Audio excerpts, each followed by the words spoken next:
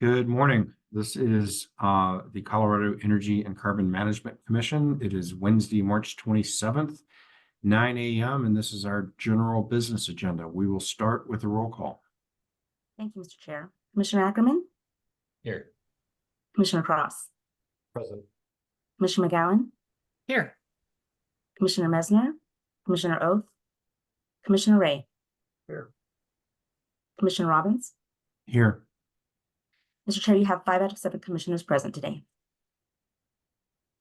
Great. Thank you. Good morning, everyone. We have a pretty good agenda before us. We start with commissioner comments.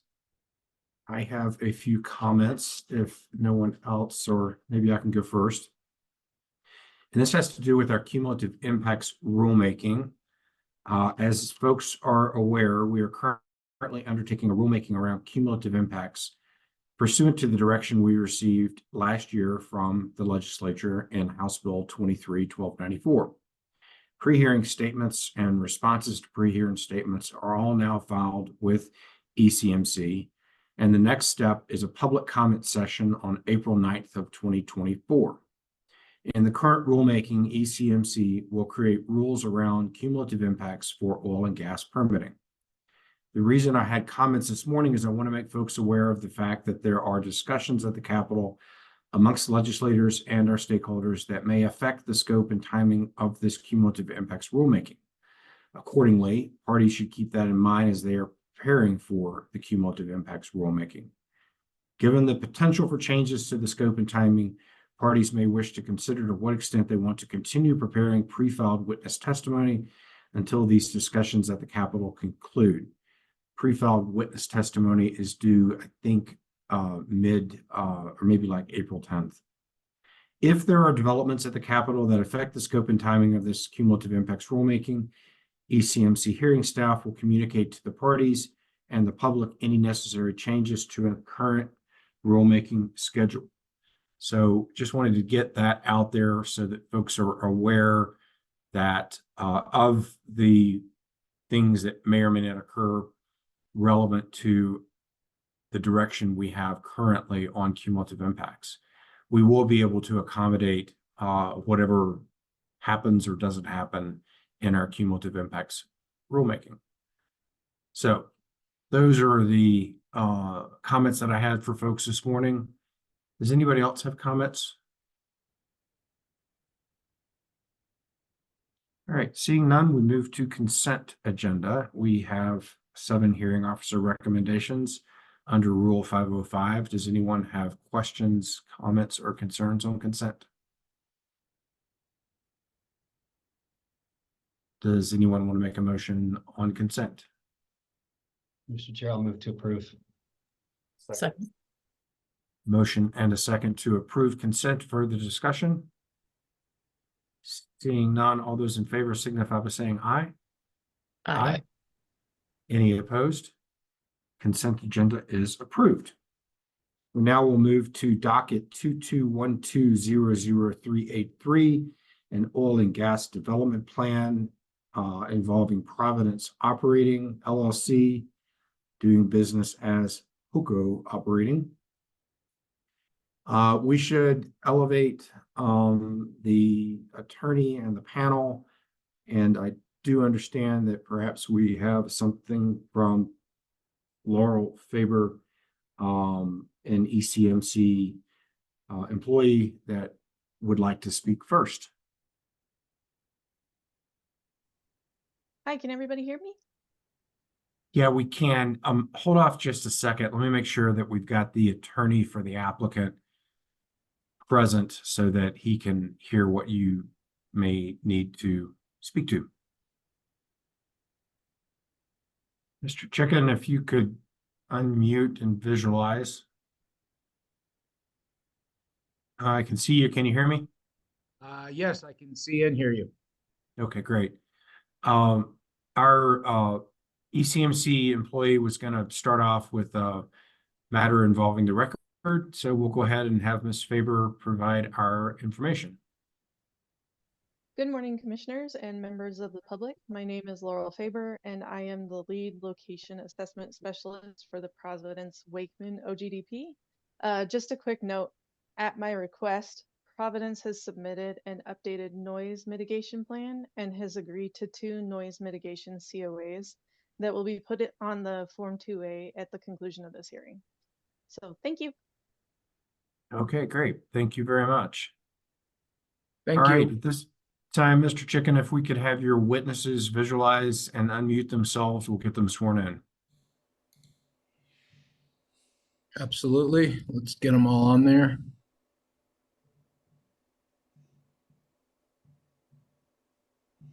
Let me make sure I've got them all.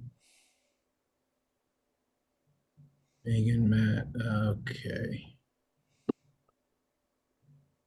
So I've got Devin, Scott, Megan, Mark, Andrea, Michael. I think we're missing one. Is that correct? I think we're missing a single witness. That would be Mr. Rahman Yu, I believe is not joined yet. He has not.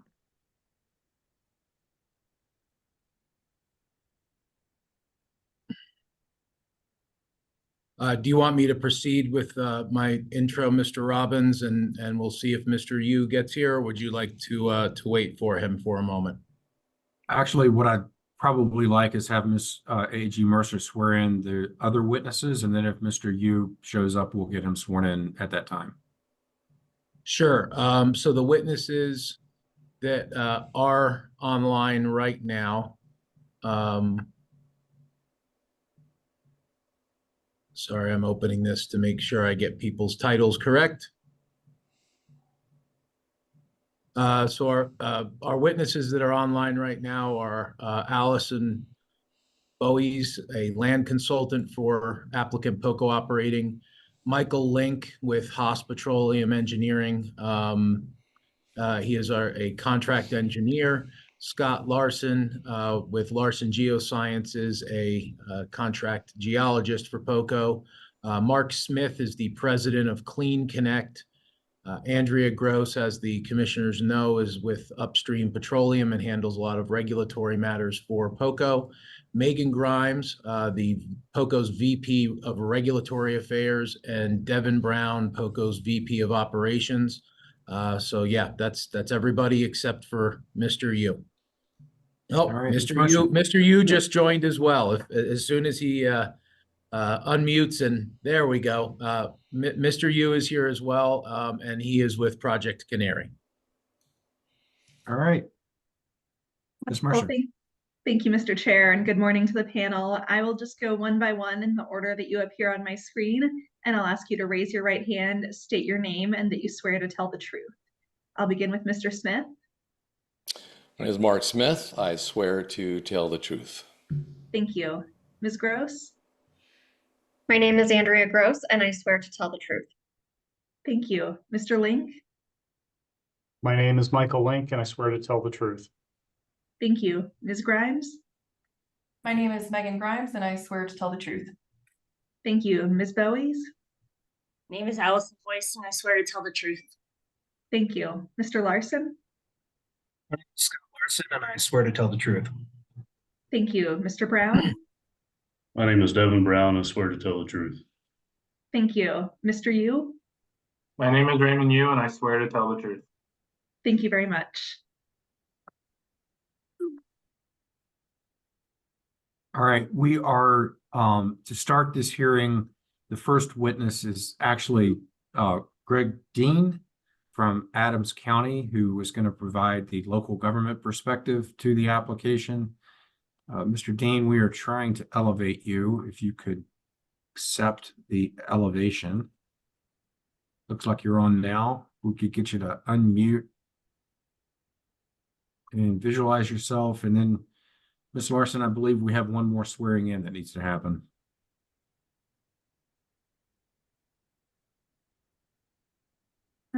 Mr. Chair, we don't typically swear in the local government representatives as they're. Oh, yeah, you're right. Sorry, I'm getting all excited about swearing ins. All All right, I mean, I Mr. can Dean, swear if that helps you. since you represent a local government, you're bound to tell the truth. So we don't even have to swear you in. You're I have the special. same problem, Mr. Robbins. All right, Mr. Um, Dean, please talk to us about this application. I note that the letter that was in the file was a bit old, and perhaps there have been some recent developments that you'd like to talk to us about. Yeah, that's correct. So good morning, commissioners. I just wanted to provide the overview for the county oil and gas facility, or OGF as we call it here at the county, process for the Wakeman pad. This pad was originally approved in 2018 by the county under our old administrative use by special review, or AUSR, and our MOU process. The operator then, PetroShare, had 3 years, or until November 2021, to drill and complete the first well to permanently vest their county approval. As that condition was not satisfied, the AUSR expired. When we filed our public comment back in November, the applicant, now PetroShare, had not filed their application with Adams County. That has changed. They filed their application on January 2nd of this year. And they will be required to get an OGF under the county's most recent regulations adopted post Senate Bill 181 and post mission change rulemaking, which were enacted in July of 2021. Given that at least 5 residences are within 2,000 feet of this facility, 100% informed consent will be required by the county before, if we're able to approve this pad administratively. At this time, that condition has also not been met. Therefore, the Board of County Commissioners will have to hear this application at a public hearing. We're currently scheduling out for June for cases currently. So even if we were at 100% ready, the earliest they'd be on the agenda would be June for a county Board of County Commissioners hearing. As part of our requirements, POCO was required to conduct a new in-person neighborhood meeting pre-application and invite all landowners, residents, and tenants within 1 mile. That is the new distance that's required in Adams County standards for all public comment referrals and neighborhood meeting requirements is 1 mile. Post-application, we engaged with both internal and external stakeholders to solicit referral and public comment. Agencies that were included in the county's comments included CPW, CDPHE, the Division of Water Resources, utility providers, applicable fire districts, the Denver Airport, the FAA, our public health department, and the 27J school district, in addition to all the residents within 1 mile. We received 2 public comments during the referral period, one in opposition to the facility and one that was neutral, with the biggest concerns being noise, traffic, and roads, and impacts on water wells. POCO has since received all public and referral agency comments from their first submission back from the county. They received that in February, and we're working on addressing those questions, comments, and concerns, but will be required to do a resubmission to the county. Internally, we have several larger item components that POCO will have to address in their refile. We're confident that they will, but we're still waiting for that second submission to be received by the county. We believe it'll be imminent. The big one is noise, and we just received comment that they've submitted a new noise study. The county has not seen that noise study yet, but the noise study that was filed with Adams County did not meet our standards as it required a C-scale noise assessment that was not in the original one, including mitigation measures for C-scale noise specifically. We require wind patterns for the calculation of ambient noise, as well as topographic considerations for sound. And the noise study that was originally submitted to us was not long enough period of time. Our standards require at least 5 days, or might be 10 days, of a noise study. So it's a little more strenuous than the state's requirements. As well, their emergency response plan did not fully comply with our standards, as it did not discuss evacuation routes or impact zones, or plans for notifications to neighbors in the very unlikely event of an emergency, and did not include a will serve letter from the fire district. As their community outreach plan was insufficient, as it did not include plans for the required meetings with the neighbors post approval. The county requires quarterly neighborhood meetings from the time of permit approval with Adams County until the end of the first occupation of the pad. And that was not in their community outreach plan that's required by the county, as well as their community assessment plan, or their cumulative impacts assessment did not include cumulative traffic impacts, which is a requirement in county standards, as well as an FAA determination given the proximity to the Denver airport and equipment heights. That's a requirement from the county as well. The largest outstanding concern at this point involves traffic and access. While citing an OGF out east in our more agricultural rural plains makes a lot of sense for reducing impacts to public health, safety, welfare, the environment, and wildlife, it introduces challenges for access because most of the roads out east are county maintained and are dirt or gravel and unpaved, and therefore will likely not withstand the traffic that would be required for an oil and gas facility. Specifically, our civil engineers are requiring an entirely new traffic impact study be conducted by POCO that lays out traffic during each phase of operations, including long-term traffic impacts. They have to do a reevaluation of haul routes being proposed. In the first submission, POCO is requesting to use East 152nd through Brighton and 122nd Avenue through Commerce City to Highway 85. 120th Avenue, specifically right by the pad, is also unpaved and may require substantial upgrades in order for that to be viable. Additionally, Powhatan, which is the north-south running road from the oil and gas facility, is also unpaved. It's considered a section line arterial road, and it definitely cannot withstand the traffic counts that are being proposed by POCO, even with the use of pipeline, and will certainly need to be upgraded. Additionally, Powhatan may require left and right turn lanes and deceleration lanes. And we have some rights of way issues for the access road along 136, as that is not a county maintained portion of road. And then at the end, regardless of pipeline usage, there'll be at least $314,721 in traffic impact fees that will be assessed to POCO for use of county roads for long-term maintenance, regardless of any roadway maintenance agreement. So the outstanding issues with the county permit are less about environmental compliance or land use compatibility. We're less concerned with that. We have a great working relationship with POCO, and we think they'll be able to address most of those concerns. It's just the facility access is going to be a big challenge. So they'll have to agree to a lot of those standards. Further, our development standards may require facility layout or orientation changes to the pad or the equipment on the facility. Obviously, I already talked about access road changes, and we also may require additional BMPs that would not be required by the state to address noise, dust, and associated air quality. Again, we're not necessarily opposed to the facility, and we believe POCO will likely be able to address and mitigate most of our concerns through BMPs or control strategies. We just have to take it to the Board of County Commissioners for a decision, and again, sometime this summer. Thank you, Mr. Dean. Couple of questions, and just so that the 75 stakeholders that are listening in are aware, under current state law, operators need to obtain approval from the Energy and Carbon Management Commission, and if the relevant local government has oil and gas regulations, they need to obtain approval from the relevant local government. So appreciate you sort of setting up the things that need to occur at the relevant local government, that is Adams County. A lot of that is traffic and sort of surface issues, which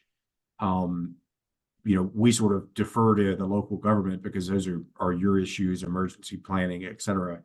I was interested in the 100% informed consent, and just because I don't follow Adams County's most recent regulations. Is that an absolute requirement, or can they go to the board, and if they don't have 100% informed consent, have the board undertake an approval under substantial equivalence like we do here, or something else? If you could just sort of provide us some of that perspective, I think that would be helpful. Yeah, that's exactly right. So the county maintained through our regulation amendments in 2019 and then again in 2021 an administrative approval process. So there is an administrative approval process at the county if they have a 100% informed consent from all landowners within 2,000 feet of the surface pad outline. then it does not have to go to the board for approval. Our Director of Community and Economic Development can approve the pad administratively with a staff recommendation of approval. If you don't have informed consent, it can still be approved. It just has to go to a public hearing. And then it'd be up to the Board of County Commissioners through a public hearing process, which includes public comment, deliberation, debate, things like that, for the board to make the ultimate decision. Okay. And then just with regard to citing and the matter that's before us today, I think I heard you say that, you know, ultimately the location that's being presented to us today could be doable if a lot of different things are met, and that it's just a matter of sort of mitigating the impacts, addressing traffic, et cetera. Did I hear you correctly there? Yeah, so obviously I can't speak for our Board of County Commissioners on whether they will approve the facility or not. However, our biggest concerns are not environmental compliance, public health and safety concerns with the oil and gas facility or compatibility. We believe that more rural agricultural areas are most appropriate for oil and gas development, specifically because the landowner where the site is going to be placed is one of the informed consents. I think they have 3 of 5 informed consents, or maybe 4 or 5. I'm sure they'll go into that in their presentation. And one of those informed consents is the surface owner. So we're less concerned from that perspective. It's just going to be a traffic discussion, roadway maintenance agreements and upgrades to our roads, which could be quite expensive. And so it'll be on POCO to decide whether they want to undertake those requirements to use our roads. Great. Thank you for the additional clarification from Adams County's perspective. Do any other commissioners have questions for Mr. Dean? Commissioner McGowan? Thank you, Mr. Chair, and thank you, Mr. Dean, for being here today. I was really hoping that you would be here to give us some background, so I appreciate it. I feel like you're reading my mind. These are similar questions that I submitted to the operator for today. I think I'm wondering if we think the horse is before the cart here. And if I'm not used to with Adams County, because you have a robust process, as does Weld County. I'm used to your process having been gone through first. I feel like, did you say at the end that the location itself might have to change based on some traffic concerns? Could you explain that a little bit? Yeah, so we're so it's interesting. So the AUSR, which is our old regulatory process, the permit, I say expired. It didn't officially expire. There was a weird provision in our old code that said it was a permit revision, but we don't have permit revision, so I'm not even certain how they got it. That provision was in our rules pre-181 anyway. Regardless, they didn't have to do an alternative location assessment, so we waived some of our pre-application requirements as part of the revision, but they still have to meet all of our standards of an OGF, which are our new regs. And there have been some changes to our general land use requirements, like setbacks from parcel lines. So they're working through that through their second submission, but there's a chance that they may have to slide their pad north 20 or 30 feet, or they might have to cut off 20 or 30 feet of their pad to meet the setback requirements from our parcels. That's not necessarily an oil and gas related requirement. That's just a land use development. We don't allow development that close to a parcel line. And that might be the biggest thing. And then the access road, the location of where the access road is actually going to connect to the oil and gas facility. Again, if that'll all come out through the traffic impact assessment that's going to be required, and whether POCO agrees to the requirements for the access road upgrades or improvements, or whether they're going to use the access road associated with a 2-track dirt road. There's like a utility substation just south of this parcel, whether they're going to use that road or have to construct an entirely new road, that might also impact the placement of the access road. Again, because we don't allow development within a certain distance of a parcel line. So that's not an oil and gas related impact necessarily. Okay. Thank you so much. This was really helpful. Filled in some gaps for me. Thanks. Commissioner Cross? Thank you, Mr. Chair, and thank you, Mr. Dean, for being here. With respect to the potential changes to traffic, what kind of impacts do you think that will have on noise as well, considering that's one of the other issues that's being talked about? Yeah, so that's something we're working through with POCO, and that's, again, another reason why we required them to redo their noise study.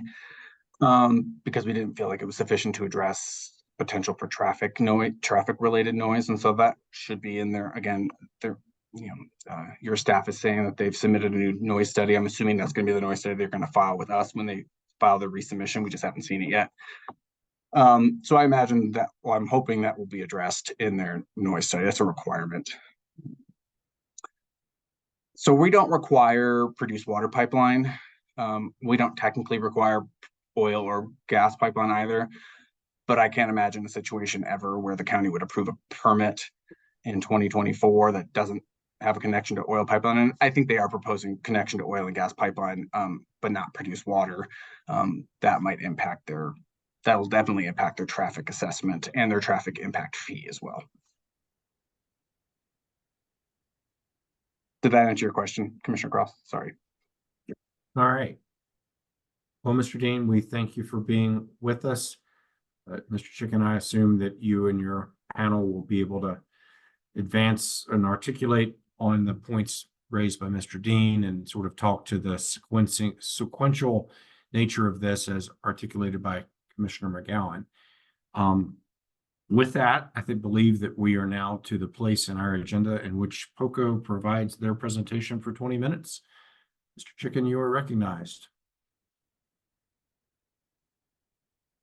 You're on mute. Sorry, sir.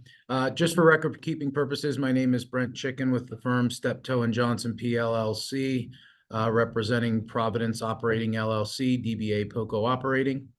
This OGDP is essentially requesting surface location approval for up to 16 horizontal wells to develop the Niobrara and Codell formations from an existing 1,280 acre drilling and spacing unit that was originally approved by the commission in July of 2018 under order 407-2516.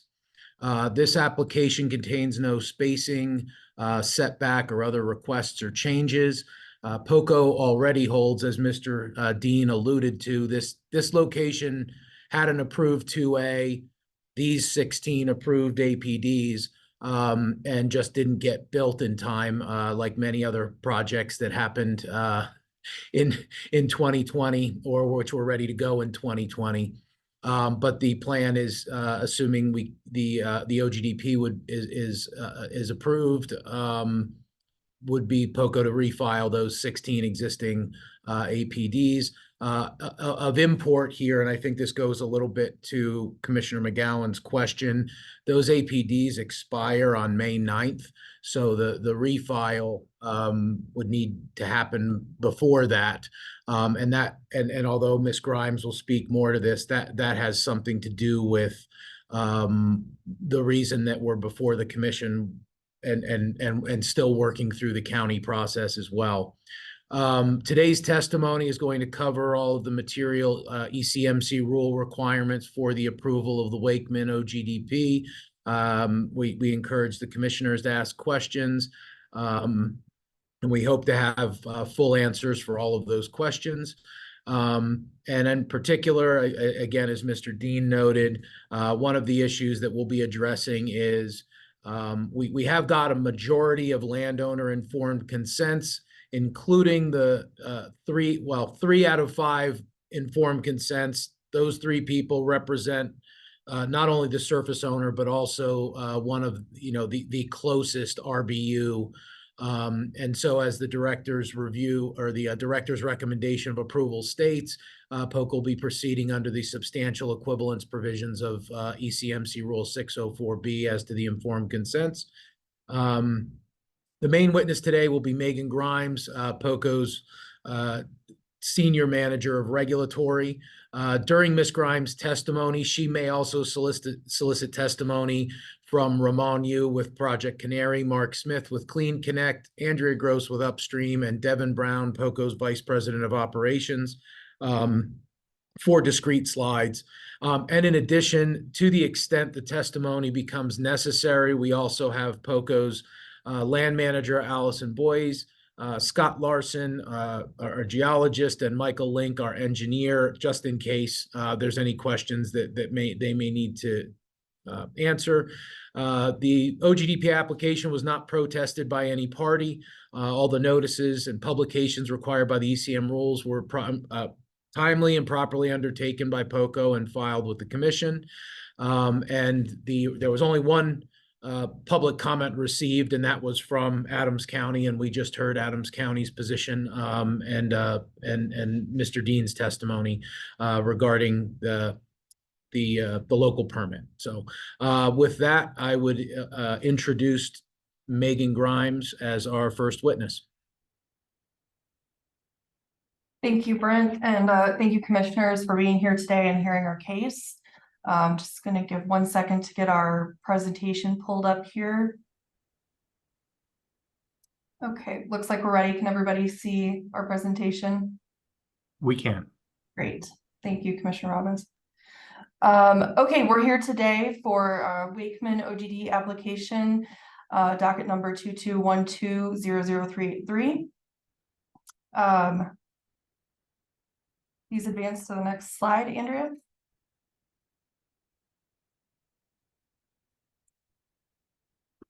Brent really already went through our introductions here, so we'll skip past this slide as well. Okay, today we're going to talk about just general information about this application and the location itself. We will dive into the relevant local government disposition, which, as we've heard, has not been decided yet and is underway, but we'll talk more about that. We will also discuss our community outreach, the efforts that have been made there, our proposed development timeline, as well as our consultation with CDPHE and our best management practices. We'll also hear from our VP of operations to discuss our facility design, and then we'll summarize and make a request for approval. Next slide, please. Next slide. Providence Energy LLC DBA POCO Operating is EC operator number 10694 and is wholly owned by Providence Energy Limited. We are headquartered in Dallas, but we do maintain an office in Englewood, Colorado. That's where our operating team works out of locally. POCO maintains all financial assurance, insurance, and operator clearance with ECMC. And POCO will also be the operator of the Wakeman pad, the only oil and gas location proposed for this OGDP. Next slide, please. The Wakeman is it is a renewal of sorts, however, is a new location as it's not currently constructed. In section 20 of Township 1 South, Range 66 West, this is a 1280 acre OGDP, and that does include our surface location. Total disturbance at 5.38 acres. We are proposing 16 new wells, however, they are previously approved and currently still approved, and we would be refiling for renewals upon approval of the OGDP. Our nearest crossroads are East 136th Avenue and Powhatan. And as you know, our relevant local government is Adams County. We have 5 RBUs within 2,000 feet of the working pad surface, the closest being 1,428 to the southeast, as measured from the edge of the working pad surface. That is not the surface owner, and we'll talk more about that in a few minutes.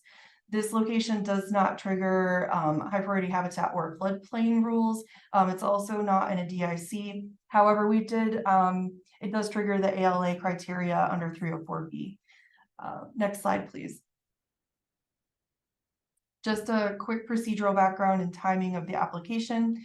Our 30-day pre-application notice was sent out in September of 2022, and our OGDP application was filed in January of last year. We did request that back to draft for amendments and filed a new application, an amended application in June of last year. We received our completeness determination from the director in October and subsequently sent out notice of hearing. Our public comment period ended in November, and as you've heard, no public comments were received except for Adams County. We did receive our director's recommendation for this application March 21st of this year, and then here we are today for our hearing. Next slide, please. I want to take a minute to back up one slide, please. Andrea, back up one slide. Thank you. I just wanted to take a minute to point out that the images on the slide deck are not the Wakeman location, obviously, as it's not constructed, but it is a POCO location, and it would be representative of the type of equipment and BMPs that you would see on the Wakeman as well. So throughout the presentation, you'll see these images. They are all POCO locations in Adams County, just not the Wakeman specifically. Next slide, please. POCO hosted an open house style neighborhood meeting as per the county requirements in October of last year. That was at the Flat Rock Training Facility, and the following folks were in attendance. POCO had representation from regulatory. That was myself. We had land representation as well as our VP of operations. We also had Mr. Greg Dean in attendance representing Adams County, and then we had 3 people comprising 2 households in attendance as well. Per regulation of the county, we invited all parcel owners within 1 mile of the location, and discussion included road improvements, royalty payments, and noise impacts. Generally, just discussion, no opposition, mostly questions, and they were all answered during the meeting. Next slide, please. Megan, I don't want to interrupt, but there's actually a missed slide before this. So go back 2 slides. No, the other way. Sorry. Sorry. No, I'm having issues here. Yeah, there's One a second. slide. There's a slide specifically about Adams County, and I want to make sure we don't. That's the one, right? Yeah, I think. Yeah, is that you're it? right. Here we go. Sorry. No, I apologize. Having some issues here. Okay, I apologize. Let me try this again. Okay. Perfect. Thank you, Andrea, and Apologies. to commissioners for the delay. I do want to make sure that we talk about the relevant local government disposition and where we are at in the process with that. As Mr. Dean mentioned, we were alleviated of some of the new requirements because this was a renewal process that only really kept us from the conceptual review, as we had already done that with the county previously. Then we had our neighborhood meeting in October last year, as already mentioned. And then we did submit our permit at the end of December, received by the county at the first of the year. And then comments back in the beginning of February from Adams County staff. And POCO's been working for the last 6 to 7 weeks on responding to those comments. Largely, we have all of the requirements met. However, the traffic impact study took a bit longer than the rest of the responses. And so as guided by the county, we were waiting for all information to be in hand before resubmitting. So the traffic impact study, obviously forthcoming. Noise impact study is already complete, but that is why the county hasn't seen it yet. We're waiting the traffic impact study to submit all the documentation together, but the noise impact study was submitted to ECMC yesterday afternoon in discussions with Laurel. We're also updating the visual mitigation plan among a number of other items. Again, all of these things are complete except for a traffic impact study and will be submitted to the county very soon. And then obviously no determination on the OGF at this point, as we will have to go to hearing for that, unless we are able to obtain additional informed consents. But at this time, we will be planning on a hearing. Next slide, please.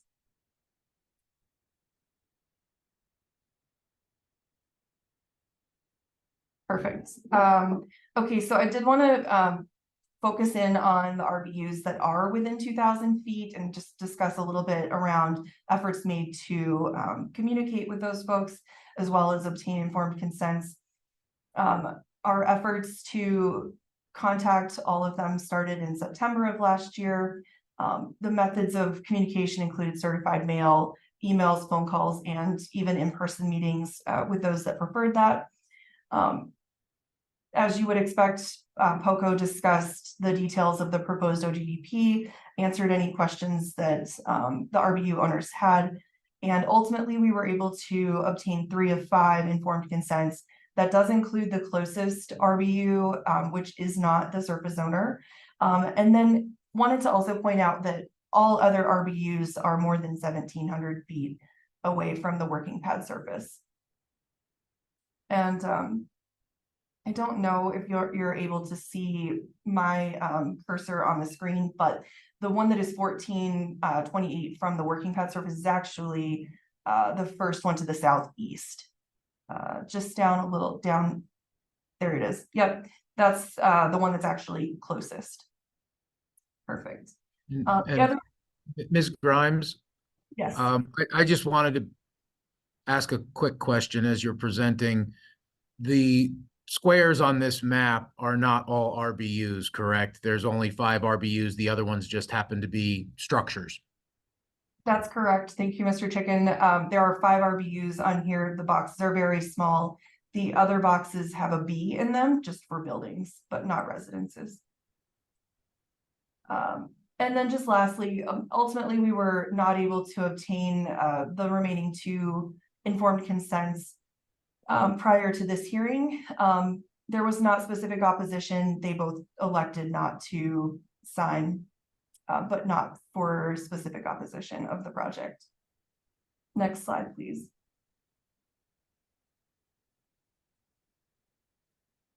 This application did trigger an alternative location analysis, and so I want to visit just for a few minutes about the locations that we did evaluate. Alternate location number 1. There are less RBUs, however, presented challenges with developing the minerals in the existing spacing unit. It was not viable in terms of from an economic perspective. Alternate location 2, which is specifically the location that Commissioner McGowan asked about yesterday, does look like a slightly better location, takes the surface just slightly further away from RBUs and eliminates 1 within the 2,000-foot radius. However, when that surface owner was approached for a surface use agreement, they were in negotiations with another company, not oil and gas related, for use of their surface, and elected to pursue that opportunity as opposed to a surface location for the Wakeman pad. And then our third location that we proposed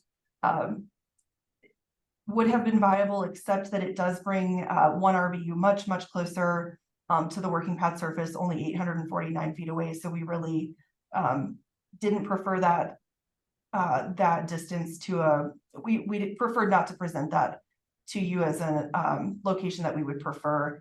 Additionally, it creates some technical challenges with the reach, but primarily we preferred to be further away than 849 feet.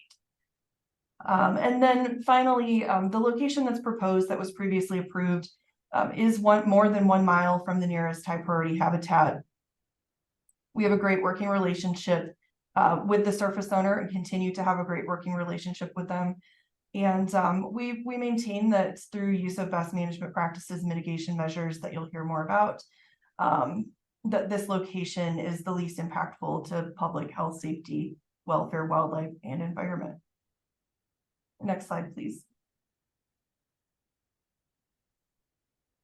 Just quickly on the development timeline, our plans are to start construction late this year in Q4, with plans to start drilling and completion operations in Q1, be flowing back in Q2, putting on production in Q2 as well, and then prepared to, I'm sorry, that's in 2025, production and flowback, and then interim reclamation in Q4 of 2025. Next slide, please. POCO had a consultation with Tessa Sorensen at CDPHE in November of last year, and POCO did commit to 31 BMPs through that consultation. This list is not inclusive of all 31, but certainly some of the ones that we wanted to highlight, specifically commitment to using Tier 4 engines or better for both drilling and completion operations. Additionally, I would point out that POCO is committed to using pipeline takeaway for all products except for produced water, as mentioned in the Adams County comments. If a pipeline for produced water became available in the area, POCO would certainly entertain that as a possibility. It's just not an option at the present in this area. Next slide, please. Okay, I'd like to introduce the next slide, and then I will hand this over to Mr. Yu with Project Canary. You've heard this from POCO before, but we as an operator are committed to the Trustwell certification process, not only for our existing paths, but for new paths that are being brought online. I would yield my time to Mr. Yu now to speak more about the process. Thanks, Megan. My name is Raymond Yu with Project Canary. Happy to be here and thank y'all for having me. So I wanted to talk a little more about POCO's involvement with the Trustwell assessments and Project Canary as a whole. So POCO participates in Project Canary's Trustwell assessments, which identifies and recognizes operators who implement best environmental and operational practices, which differentiates their production both on a site and a facility level. And in order to do so, the Trustwell assessment looks at two foundational components. The first is what we call local factors or inherent risk. These are pre-existing risk factors that that the operator does not have control over. The second is the control measures, which are the engineering and operational controls that POCO implements to mitigate those risks.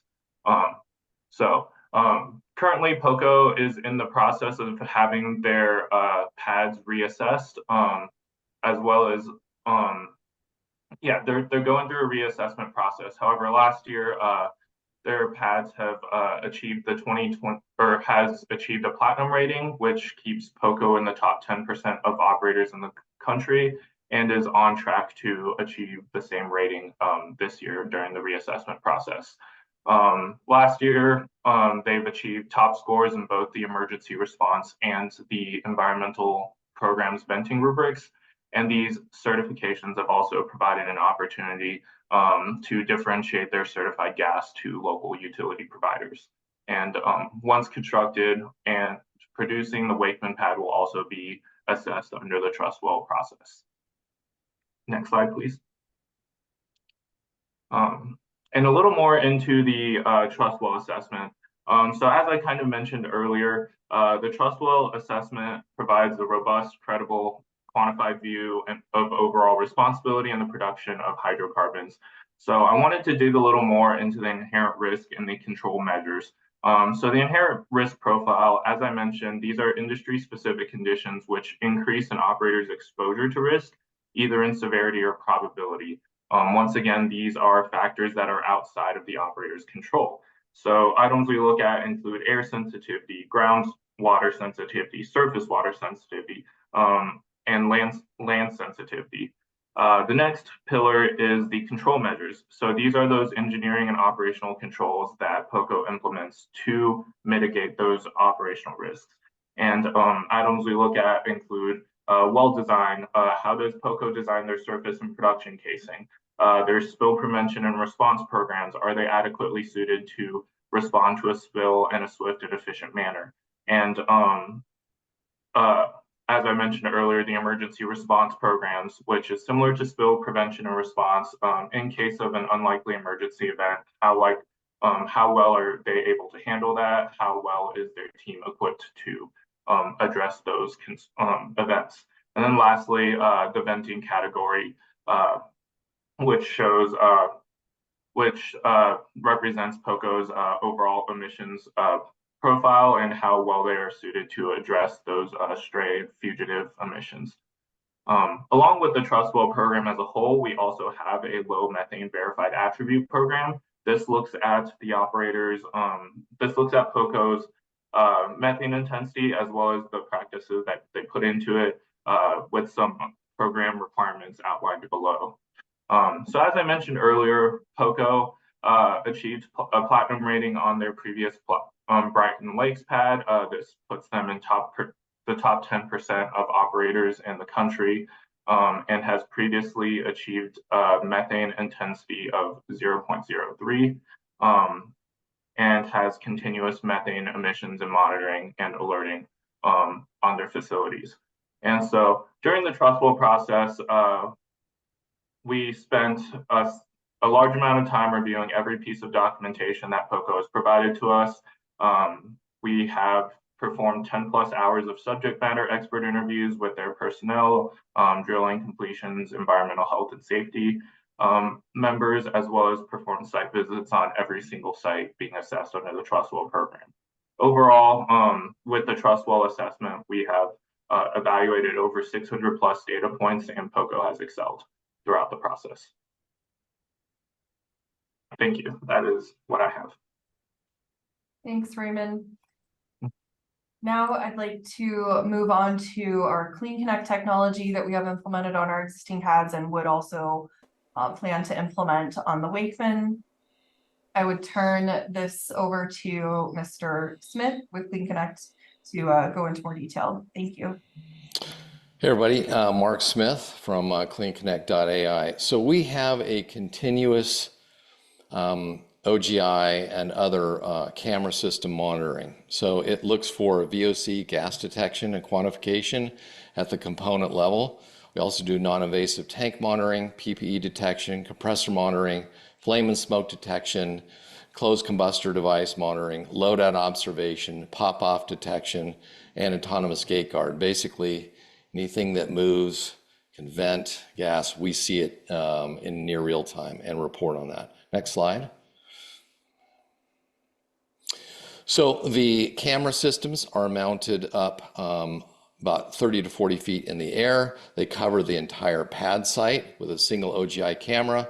In the case of doing tank level monitoring, if there are tanks present, we also have cameras that can see both sides of the tank battery and look for tank levels. We can also put cameras at the traffic locations, anything coming in and out. We log any kind of vehicle coming in and out. We read the license plate and we keep track of all that stuff 24/7. Next slide. Our system was approved by CDPHE. They have a pretty rigorous program called the Alt-AIM. To get the Alt-AIM, we had to do source level detection and prove that. We did blind testing, so we're certified to go out at 100 meters, 2 kg/h leak rates. We had to prove LDAR equivalency, so we had to prove that our autonomous LDAR was equivalent to somebody doing monthly LDAR using an OGI camera. We had to include an alternative work practice, which we have here, and we had to get operator endorsement, so we had letters from PDC and Civitas as well included with this, and we got EPA Region 8 approval. That was all part of our Alt-AIM approval, which we got last year. Next slide. These are the blind testing results. You can see it was tested at different rates, 63 releases, non-releases, and we achieved a 98% true positive rate, 100% true negative rate. All results were reviewed by CDPHE. Next slide. This is the letter we got from CDPHE. It's an approval letter, and it basically says if you use Clean Connect and the work practice, it replaces the regulatory monthly LDAR, the regulatory AVO inspections, the regulatory tank emission monitoring. And what that does is it reduces the call-outs by up to 92%, which is great when you think about what was brought up previously with all the traffic patterns and stuff to reduce the amount of traffic on the roads, because it's all done with the remote monitoring and management. Next slide. Our approved Alt-AIM workflow, we use AI to detect in near real time, allows the operators to diagnose and look at that leak, and they can actually take control of the camera and specifically control it and then put it back on its tour location. So they can really pinpoint down to the component level what they're looking at. They can then, has a built-in repair workflow. It can then verify that repair was made. All of that is reported in a bottoms-up measurement-informed inventory, and then we use that data to retrain the model so it gets better and better over time. Next slide. So that is concludes my part of the presentation. Thank you, Mark. Want to spend just a few minutes talking about our facility design, which we think is fairly unique to POCO. I would turn that over to our VP of Operations, Devin Brown, to discuss further. Thank you, Megan. Thank you, Commission. Can you guys hear me okay? Next slide, please. I'll give you the overview of a process flow diagram for how our facility is typically set up. And you've heard from Project Canary and Clean Connect on how they monitor that location, but a lot of that starts with doing what we can to minimize the amount of equipment that's on these locations. And we do that through a test and bulk setup, starting here at the wellhead, where we monitor all of our pressures, including braiding head pressure, surface casing pressure, and tubing pressure in real time. From that, the product flows into our high pressure test separator. We'll flow one well per day into that high pressure test separator. That's how we get our allocations for that well for its production. The other wells on the pad will go into a high pressure bulk separator. That all those fluids are also measured there. And then from that, we dump down into a low pressure bulk separator. So we're going from about 150 PSI on the high side test separator and bulk separator down to about 35 PSI on the low side. At each stage through those separators, we are gathering that gas through a VRU compressor.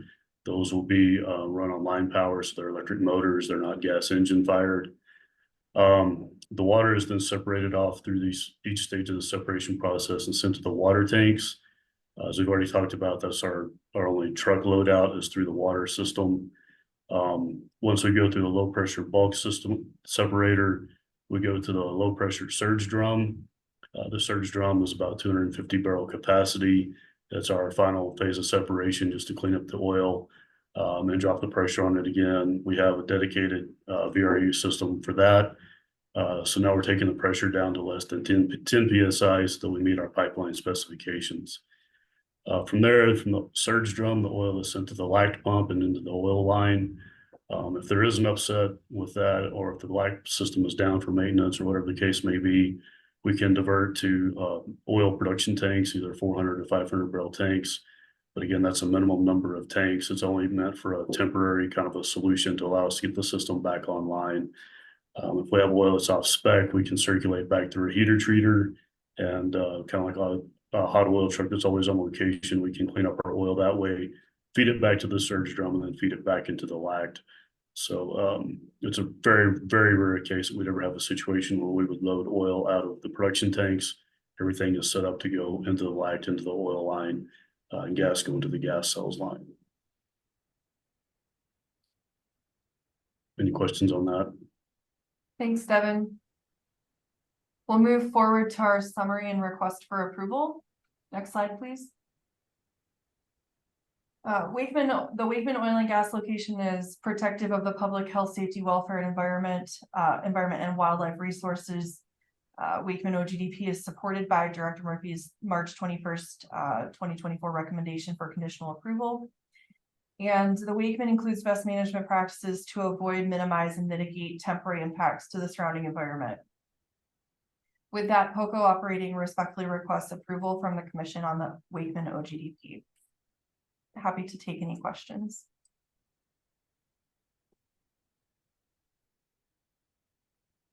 All right. Thanks for taking down the presentation. Commissioners, the panel is open for questions. Commissioner Cross. Thank you, Mr. Chair. If you could go back to your slide about the alternative location analysis first, I'd like to cover a couple questions on that. Sure. Andrea, can you pull that back up for us, please? So I just wanted to confirm a couple things in here. For alternative 2, it says you don't have a surface use agreement and it has the agriculture activities. Was the surface owner completely against having something on there, or it's just? No. I guess my biggest question is more of a consideration of, well, we have the surface use agreement someplace else, but not here, or No. you weren't able to get the surface use agreement? That's correct. We weren't able to get the surface use agreement. That surface owner was not opposed to the activity, but had a better offer for the use of their surface. They were working with a solar company to install solar on that surface, and so did not want to dedicate it for an oil and gas pad. However, we're not opposed to the activity, just didn't want to commit their surface to the Wakeman pad. So their surface is gonna have both agriculture and solar use on it? That's what we're told, yes. Okay, and if we could, do you expect to have any changes to your development timeline depending on what approvals remain with Adams County? So Mr. Dean discussed kind of a summertime hearing date. That's obviously pending based on when their staff recommends us for a hearing, but you know, with the assumption that this pad or that OGF would be approved sometime in the summer, we would be prepared to start working on this location late this year. Obviously the timeline can adjust a little bit depending on the requirements for the road improvements. That could be a significant amount of time to meet whatever requirements are brought forth by the county. But barring those changes, we would plan on developing as proposed in the application. And so the construction timeline that you have currently estimated for the Q4 of this year, is that just with respect to the pad itself, not with respect to any changes to access roads that needs to be done? That's correct. That initial proposed start date for construction was specific to the pad itself. Okay.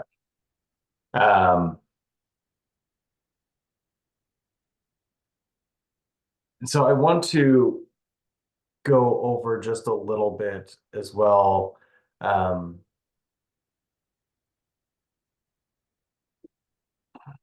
I lost my notes here. Let me get back to it. So with respect to the facility design, if we could go back to that quickly. Absolutely.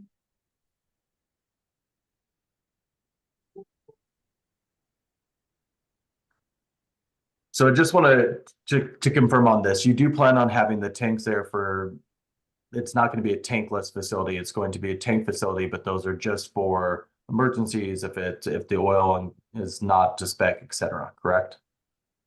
That's correct. But you're not planning on having any truck movement out, any unloading from the tanks itself? No. Okay.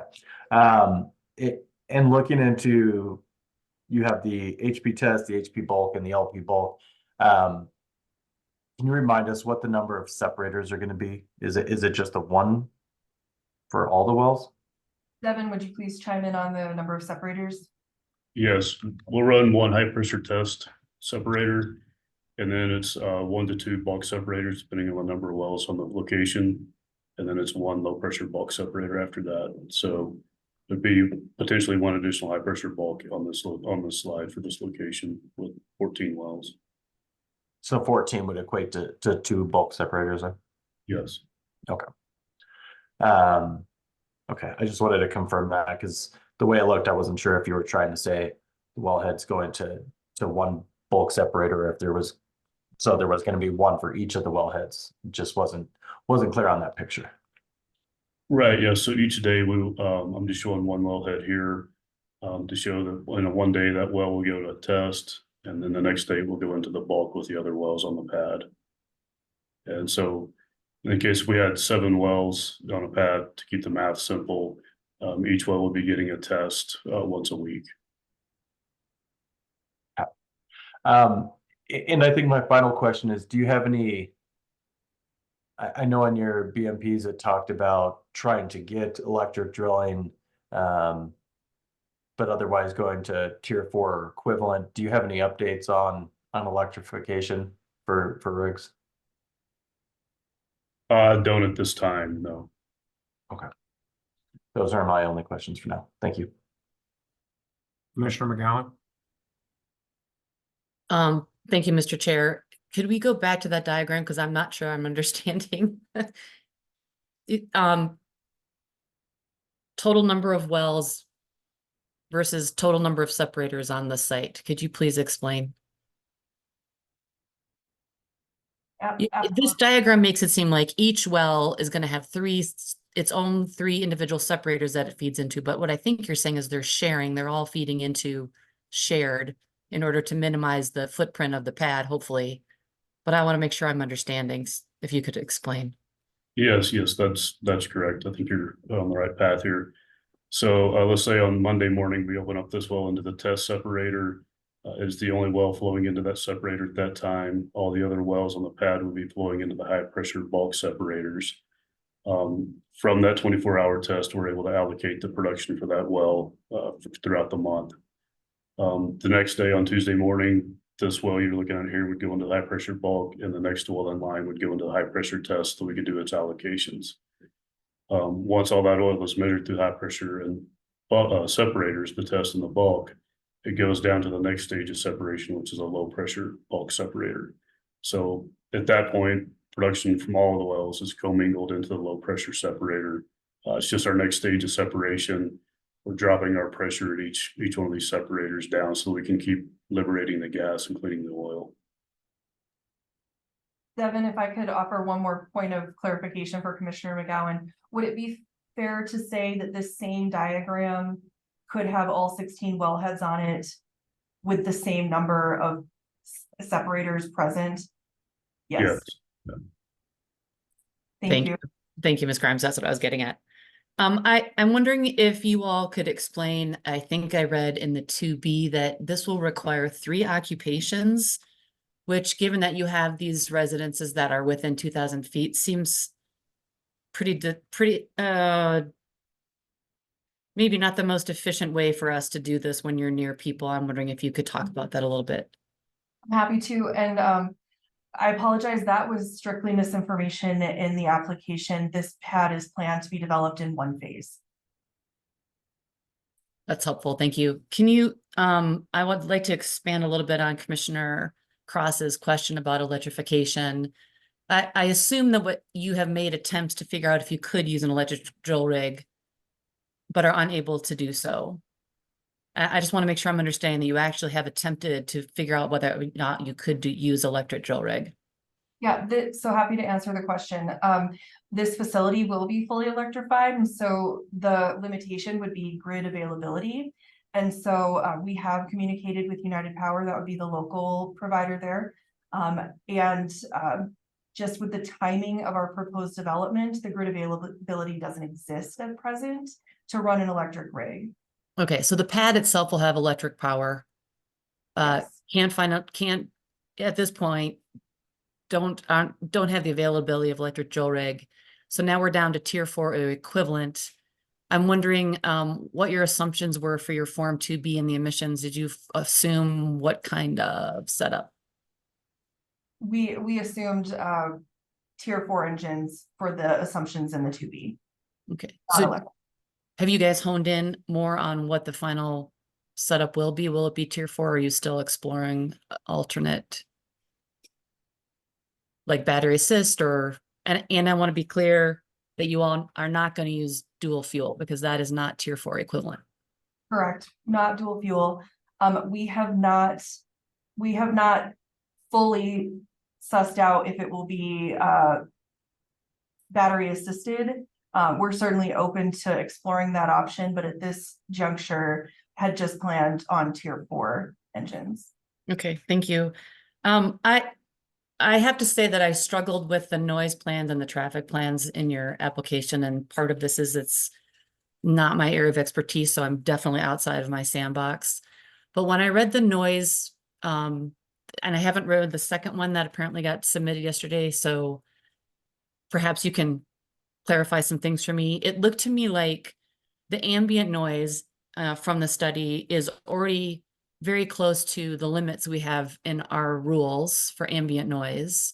And you will be adding additional noise, obviously, from your drilling and from truck traffic. And so I'm wondering if you could talk a little bit about your mitigation efforts and how you're going to try to show some substantial equivalency to folks that are maybe already at near the limit for their ag designated noise limits, if I'm understanding what I was reading in the noise plan.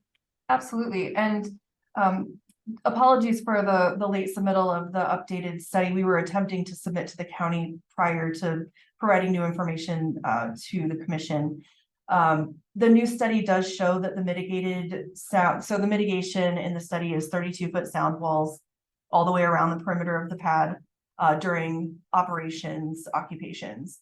That does mitigate all of the levels down to well below the thresholds for the county and the state for an ag designation. In that study, we found that unmitigated, we are very close to the thresholds, and so would propose some permanent installations as we have on previous pads to mitigate some of that additional noise once the sound walls are gone. Okay, so you all are going to have some sort of strategy for the pad itself once you're in production to minimize noise. Is that what you're saying? We would be below, but very, very close to the threshold. And so I would propose that we add permanent installation as we have on other pads. Yes. Okay. So are you proposing or are you committing? We'll commit to it. Okay. So the other concerning piece of this application to me, because it was hard for me to read and understand, was your traffic plan and the route that's being proposed and how close it is to the RBUs. And I'm wondering, I don't know if you're in your slides, you could show kind of your thoughts about the truck traffic. I think this could be a premature discussion, given what Mr. Dean said about having to work with you all on where that traffic is going to go. And so it was hard for me to figure out what the impact is going to be to those folks living near the pad. And some of the traffic numbers in your traffic study are pretty eye-opening. And if I lived there and there were going to be that many truck traffics per hour during production and pre-production, drilling and completions, I would have some concerns about how much noise is going to be and how much traffic is going to be going by my neighborhood. And so I just would like some clarification about what that's going to look like, or if this discussion is premature because you're going to have to work through some of these things with the county. Sure. Andrea, could you pull up one of our plats that I can kind of point out the route and the residential structures that are there? Maybe just the cultural features map. Yeah, I'm pulling it up right now. And then I believe it's your cursor that we can see when you're sharing. So if you would kind of point to the route. Okay, I've got two up that I'd like to show first. Let me share my screen. Can we all see this? Yes. Okay. So this right here is Powhatan. This is the proposed access road. And Commissioner McGowan, you are correct. And then I'll turn this over to Megan.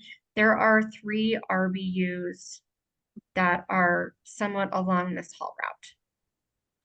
And then really fast, this is the traffic plan. And this right here in green is the proposed overall haul route that was originally approved with the AUSR.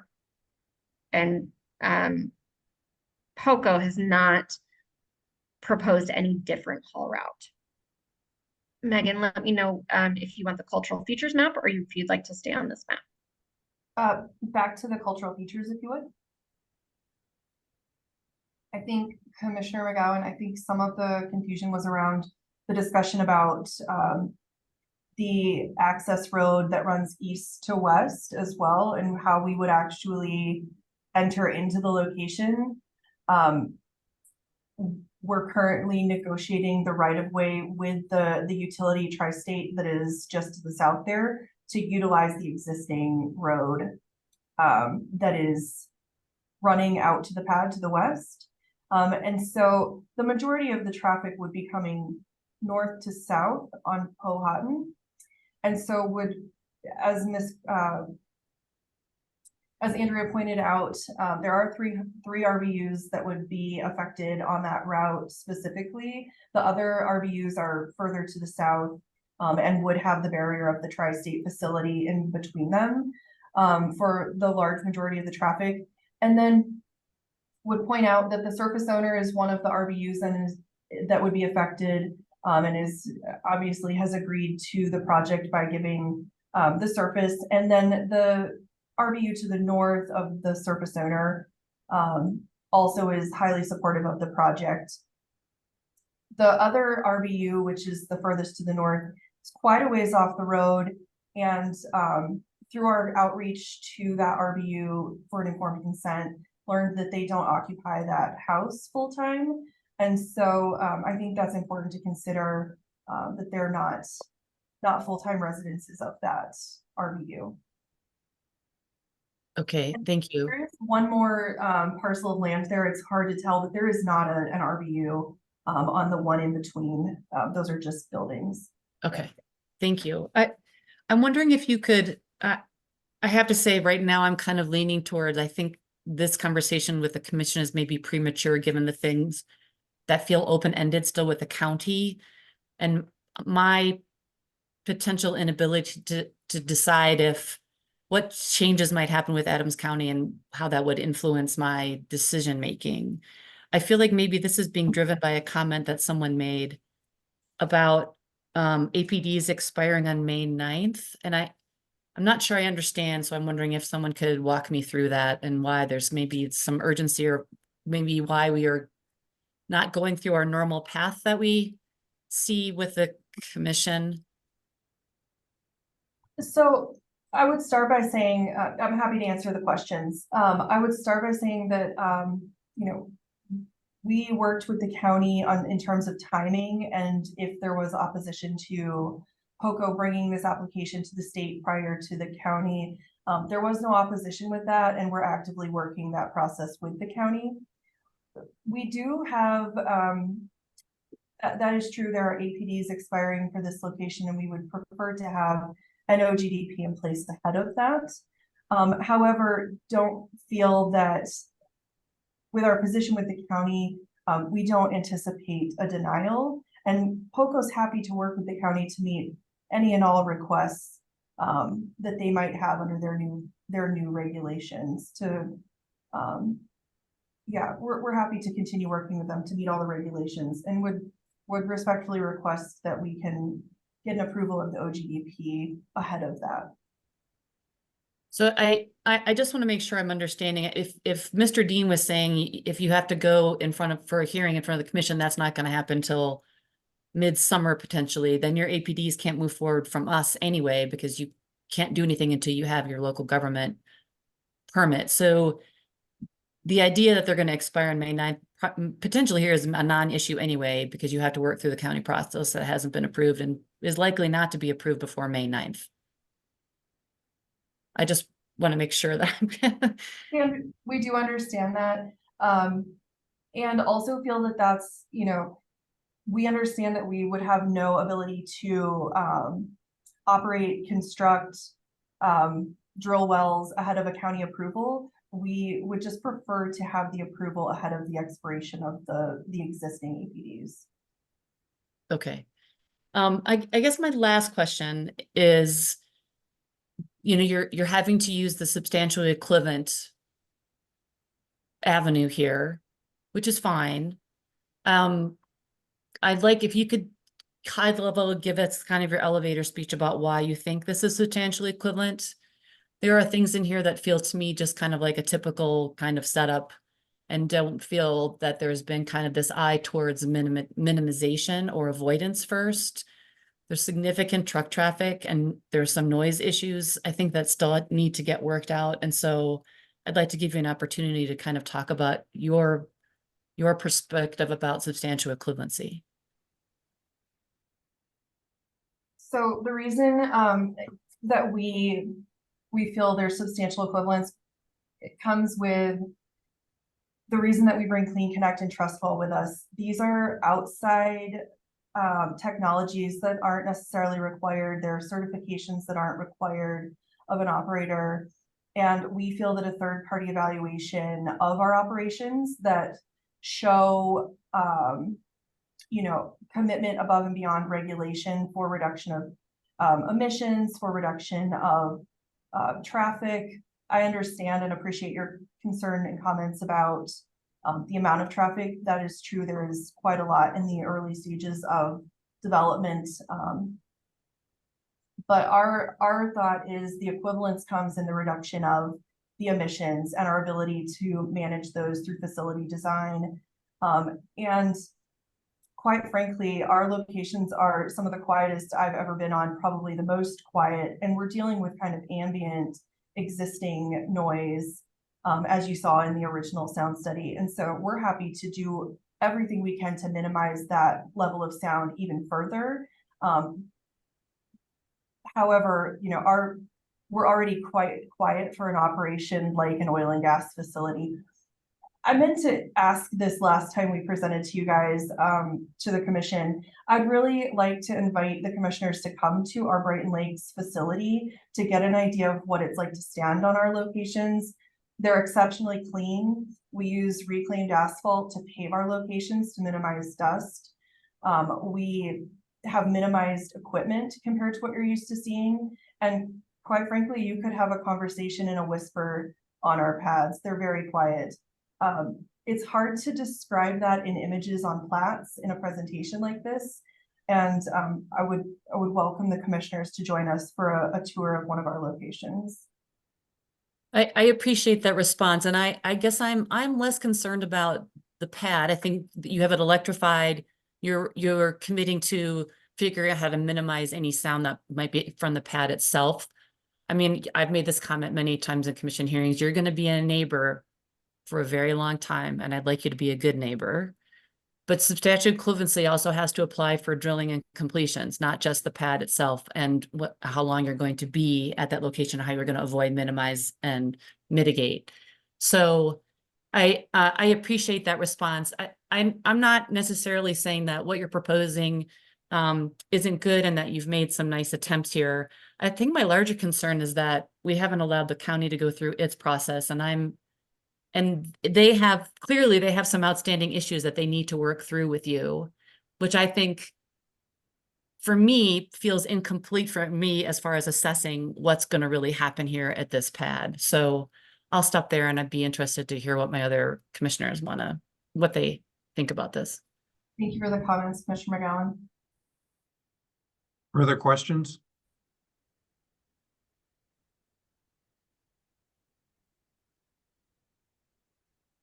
All right, seeing no further questions, I believe we move to deliberations on this OGDP.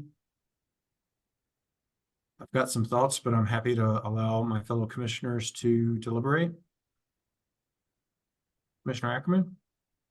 Thanks, Mr. Chair. I'm happy to. I just have a few thoughts, and they're very similar to Commissioner McGowan's. I agree that a commission hearing decision seems somewhat premature today. I think that there are many things that are good about this application, and I appreciate the work done. I certainly think it's on an approvable trajectory.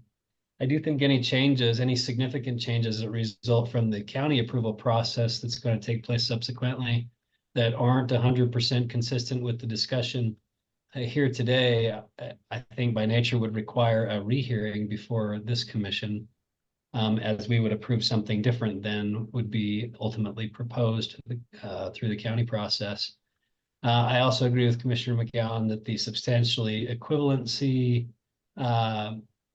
potential disparity, and waiting to see how that comes out before the county commission is impactful as well. As noted by Mr. Dean, the details of the trucking plan could be significantly different when heard by the county, and this impacts certainly our substantial equivalency conversation as noted by Commissioner McGowan. So again, I appreciate the work done, as there may be impactful differences and modifications resulting from the local process. At this point, I believe a continuance is the proper procedure. Commissioner McGowan? Thank you, Mr. Chair. I appreciate Commissioner Ackerman kicking this off. This is kind of where I'm heading. I don't think this is a bad application. I don't think it's a complete application. And I think there are things that I would like to know as commissioner, as part of our deliberations, where the county's going to land on some of these outstanding issues around noise and traffic so that we can have a complete discussion. I'm not asking you to like do over. I would love for you to come back after we know what the county is asking for so that we could say, yeah, this all looks aligned and this fits in with our paradigm and our rules as well. So I am leaning that way as well, similar to Commissioner Ackerman. Commissioner Cross? Thank you, Mr. Chair. And I'll just say I agree. And I think one of the things that jumps out to me is, I think different than we've seen in some of our recent applications, this is not a high priority habitat issue. And one of the things that has stuck out to me recently is that, especially where there is high priority habitat, operators have been eager to say, yes, we're going to try and operate outside of the timing limitations for that. And I'm happy that they're eager to work outside those timing limitations. I think one of the disadvantages of doing so is often the operations themselves are in the middle of the ozone season in a non-attainment area. And so to me, one of the best things about this application is that the proposed schedule would have operations occurring in a non-attainment area, but outside the ozone season. And that is a benefit of the non-high priority habitat nature of this application. I think one of my concerns is if there's going to have to be significant access road improvement, that could change the timeline for what's happening here. And that's not to say that this application might not be approvable if done during a different time. But again, I think that that's one of the key things to me that sticks out as a benefit of this application. So I too would be in favor of a continuance, just to understand fully what changes may have to be made. Also understanding if there's going to be any kind of difference of opinion from RB owners nearby, if there's going to have to be significant changes made to access roads, etc.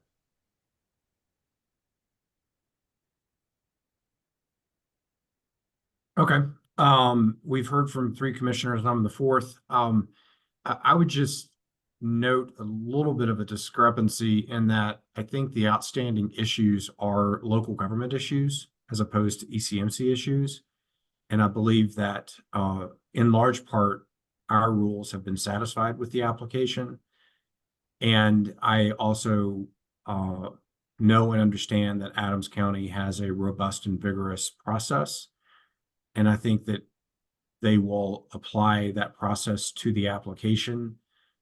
And I'm not sure, at least from this one commissioner's perspective, that it makes a difference in terms of the application of our rules. So I'm happy to have a motion to continue and I'll vote in favor of it, but I'm not sure that the setup that we have with local governments, in particular local governments who go beyond the work that we do, necessarily requires all local issues to be satisfied before they come to us. Commissioner Cross?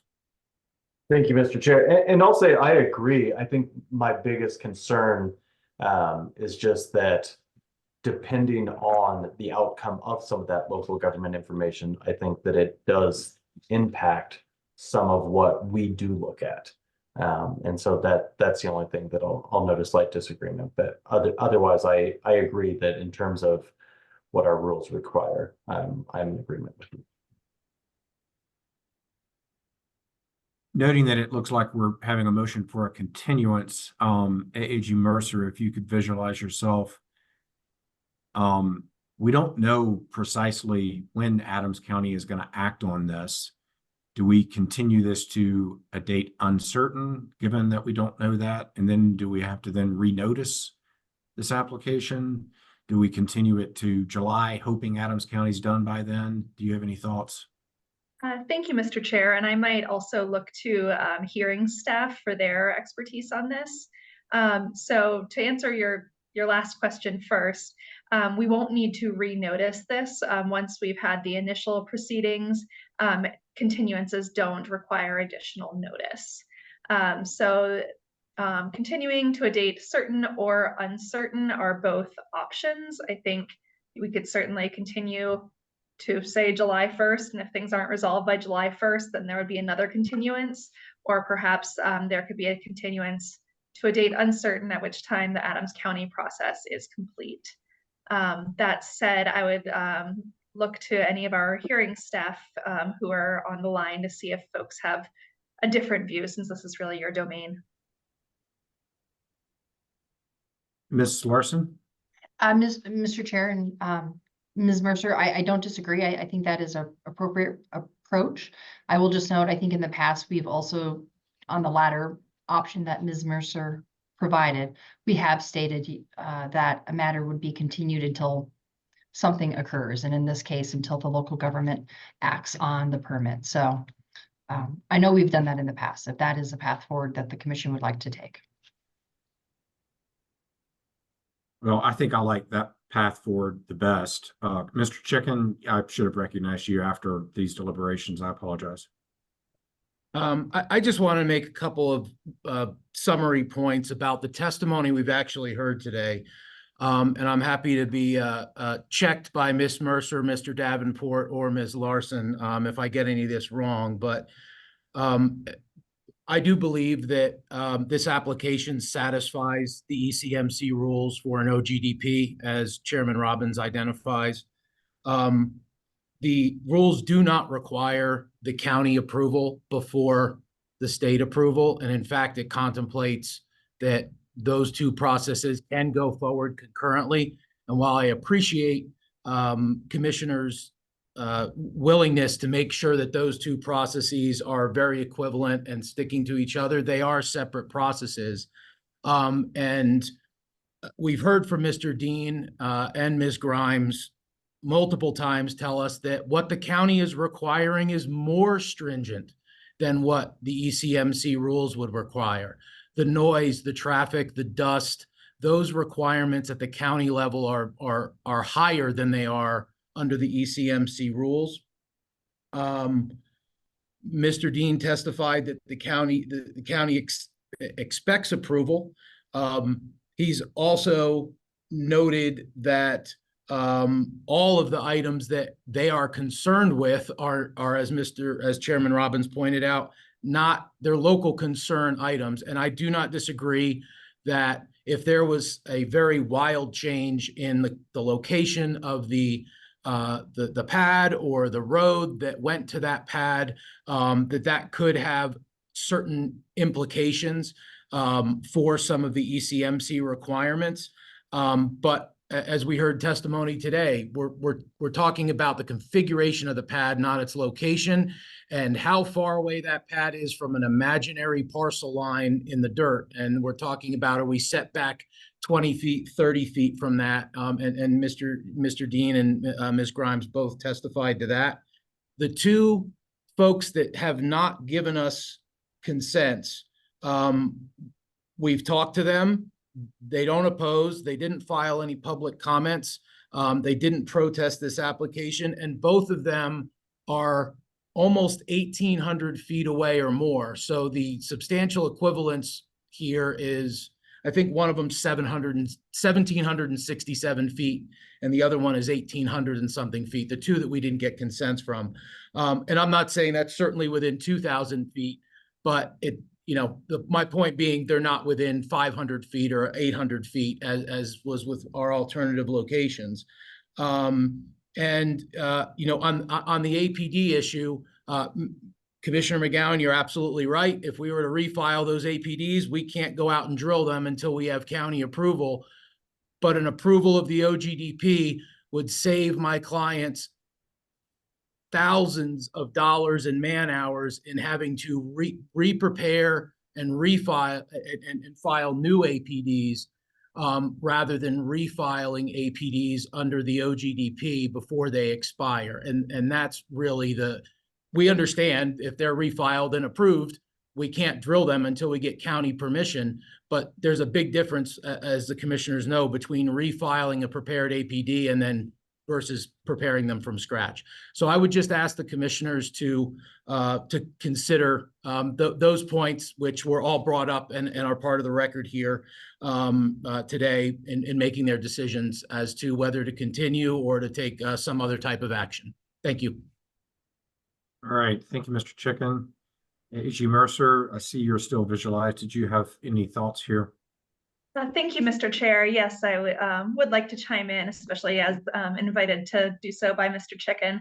At the outset, I would say I do agree with Mr. Chicken's reading of the rules that ECMC rules do not require that the local government permit be issued before ECMC can approve an OGDP. They do contemplate concurrent permitting and don't have a strict requirement on who must go first. So there's not a sort of strict requirement for a continuance because of that circumstance.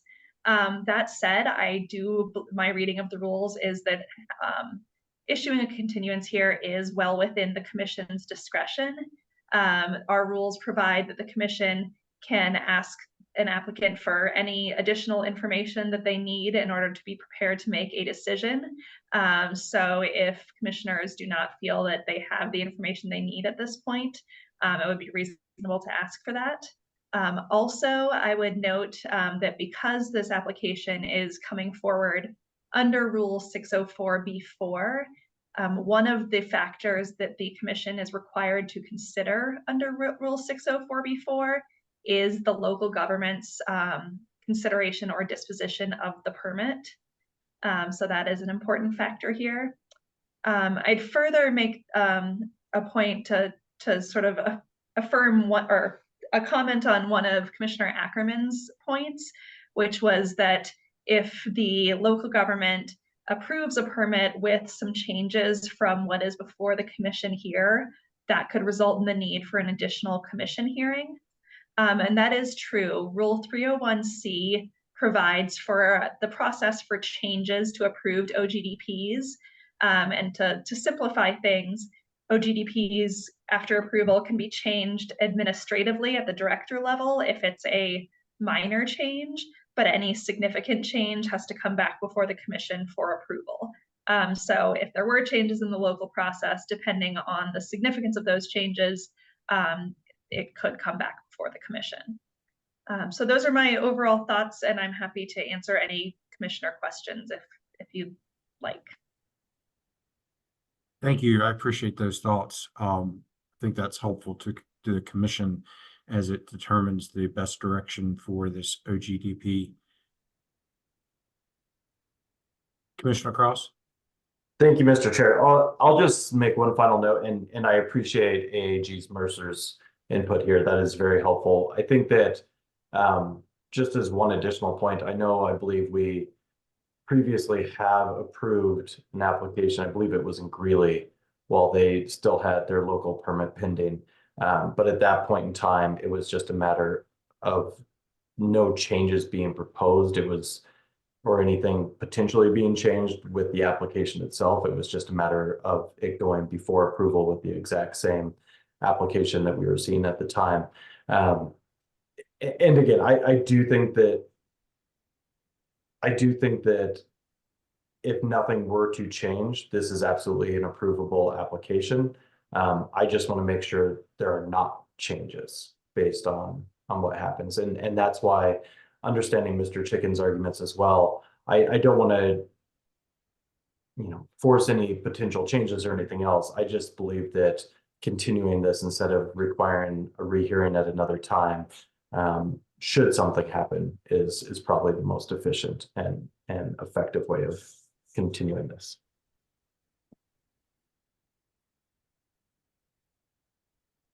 All right. With that, I will move that we continue this matter to a hearing date that is set following consideration by Adams County of the OGDP. And in my deliberations, I will note that I think the most significant reason for that is the 604B4 substantial equivalence requires us to take into account the local government's determination, which we're not able to do today. I also would note for the record that generally speaking, this commissioner does not necessarily require the local government to always go first. And I believe that when we do take this matter up, it is an approvable application. I think they've done a good job. Those are my deliberative thoughts. Does anyone else desire to provide deliberative thoughts and or second the motion? I agree in second. Further discussion? Commissioner McGowan? Thank you, Mr. Chair. I guess if the operator, is worried about the expiration of the APDs, I encourage them to come before the commission and ask for a variance, and so we can understand what the issue is and there's a potential solution there. But I agree with the motion and I will be a yes vote. Other deliberative or final comments? Seeing none, all those in favor of the motion signify by saying aye. Aye. Aye. Any opposed? Motion carries 4-0. We look forward to seeing you back here before us. We thank you for the presentation and for the good work on the application to date. Thank you, commissioners.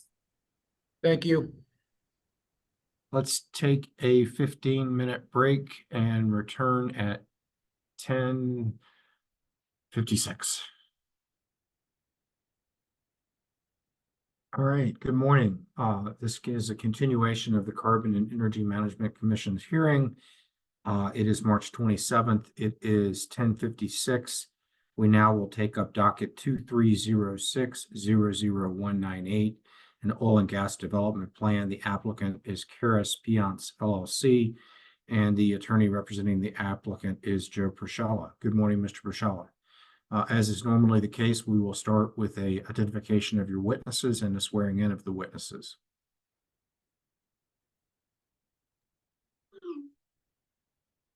We have everyone present.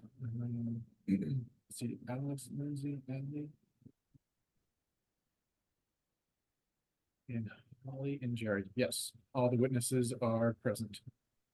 Okay, while we swear them in, you may want to adjust your microphone, Joe. You're a very kind of quiet. And as an attorney, you never want to be quiet. Perhaps is it just me speaking too quietly? Is that better? That's better. Yeah. Thanks. All right, AG Mercer. Thank you, Mr. Chair, and good morning to the panelists. I'll go one at a time in the order that I see you on my screen and ask you each to raise your right hand, state your name, and that you swear to tell the truth. I'll begin with Mr. Yancey. Alex Yancey, I swear to tell the truth. Thank you. Ms. Ryder? Lindsay Ryder, I swear to tell the truth. Thank you. Ms. Oda? Ali Oda, I swear to tell the truth. Thank you. Mr. Dismukes? Gary Dismukes, I swear to tell the truth. Thank you. Ms. Hill? Holly Hill, I swear to tell the truth. Thank you very much.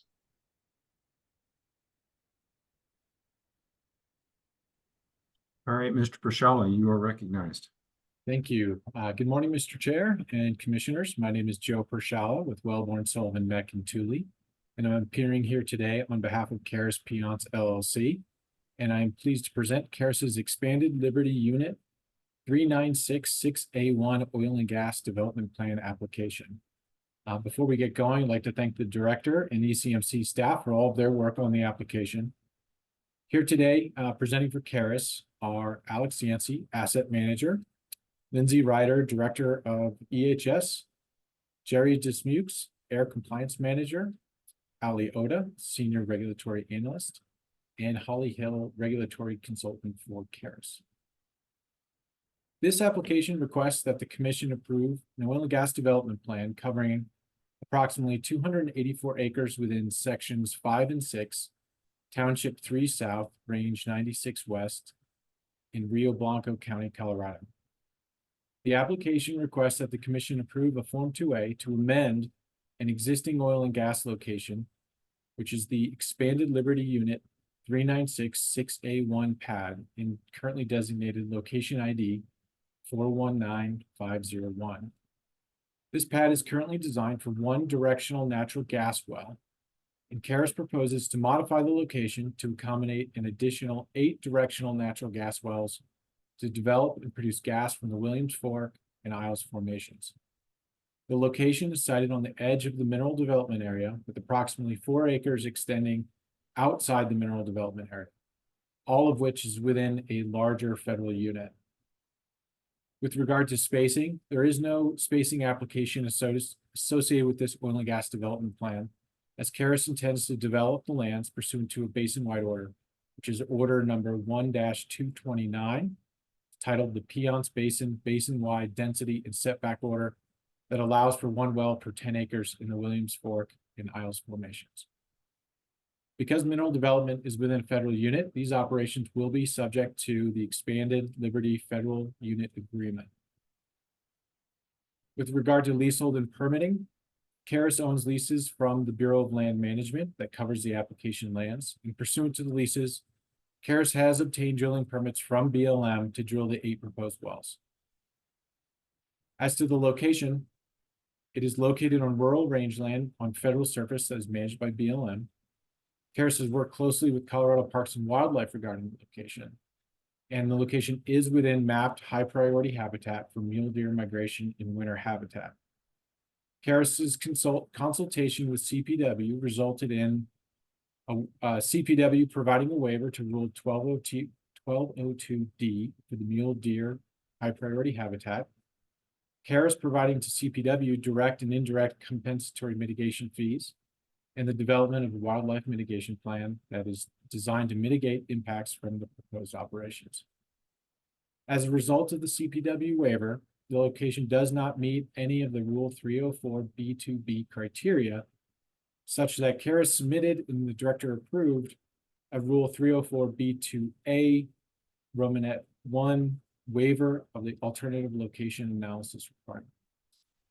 Therefore, the commission's review of this application is under Rule 301A, and that's whether the proposed operations will protect and minimize adverse impacts to public health, safety, and welfare, the environment and wildlife resources, and protect against adverse environmental impacts on any air, water, soil, or biological resource.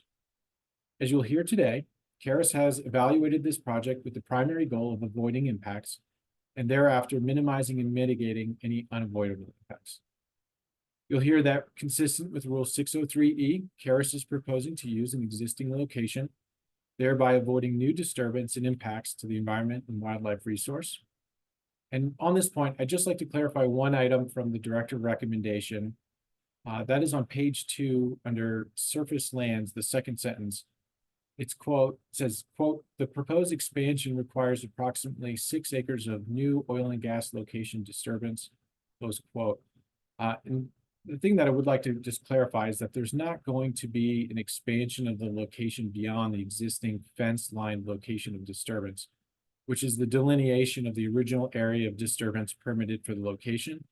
So just to be clear that there's no disturbance to areas that were not previously disturbed by oil and gas operations.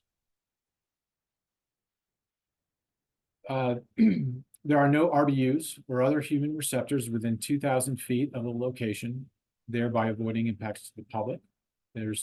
Caris will not use oil-based drilling mud in the drilling phase, which will avoid and minimize environmental impacts. No proppant will be used in completions, which will avoid and minimize dust and traffic impacts to the environment and wildlife resources. Completions will use 100% recycled water delivered via temporary surface pipeline, and that will avoid traffic impacts to both the environment and wildlife.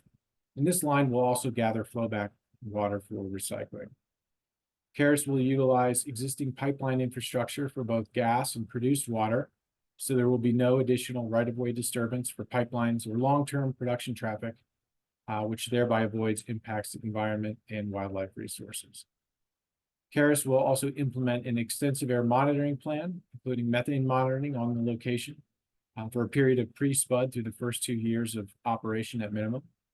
And these are just some of the best management practices and commitments that Caris will employ that, combined with the reoccupation of an existing location, will protect and minimize adverse impacts to public health, safety, and welfare, the environment, and wildlife resources. As to local government, Rio Blanco County is the relevant local government, and it does not have oil and gas siting regulations.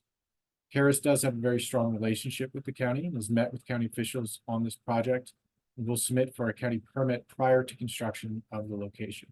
There are no proximate local governments. As part of the application, Caris did include a variance application, and that is submitted due to the complex wildlife timing stipulations that are in place in this area. Pursuant to Rule 502B, Caris is asking for a variance to Rule 1003B to delay interim reclamation for a period of 24 months after setting the last conductors on the application. The variance request was attached to the application as an exhibit. As regards notice, Caris has given full notice required by Rules 504A and 303E1. No petitions or protests have been received. And on March 6, 2024, the director recommendation issued and recommended that the commission approve the expanded Liberty Unit 396-6A1 OGDP, including the variance to Rule 1003B for the location. Caris today respectfully requests that the commission find that the application complies with the Conservation Act and satisfies the commission rules for approval, and that the proposed operations, including the modification of the existing expanded Liberty Unit 396-6A1 pad to accommodate 8 additional directional gas wells, satisfies Rule 301A and are protective of and minimize adverse impacts to public health, safety, welfare of the environment, and wildlife resources. Caris further requests that based on those findings, the commission approve the expanded Liberty Unit 396-6A1 oil and gas development plan application and the associated variance to Rule 1003B. And with that, I'd like to pass the baton to Alex Yancey. Thank you. Let me just share a screen here. Good morning, commissioners. I'm Alex Yancey, Caris's asset manager. Thank you for the opportunity to present this OGDP to you today. The ELU 396-6A1 pad is a remote pad. As you can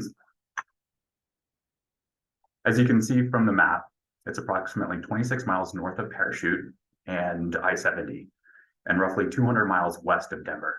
The pad is located in Section 6 of 3 South 96 West and part of the 41,500 acre federal expanded Liberty Unit. There is currently 1 well on this pad that was drilled in 2014. Our proposal is for 8 additional directional natural gas wells while staying within the original pad disturbance. Those 8 wells had their BLM APDs approved last June. In this OGDP, the Caris team will demonstrate our development approach of avoidance, minimization, and mitigation. Now, zooming in on this location, we can see more detail, including the original pad, the well, and the existing access road. This location will have facilities on the pad and utilize existing pipeline right-of-ways. Since these are primarily natural gas wells, we will expect minimal truck traffic to haul away any condensate. We will be using all recycled produced water for the fracs, which will be piped to location and then piped away to our water treatment facility. Just a few more pictures of the location and access road through here. And as mentioned, we will be staying within the confines of the original disturbance and using the existing road that we have in place for this. And now with that, I'll hand the presentation over to Ali Oda, our Senior Regulatory Specialist.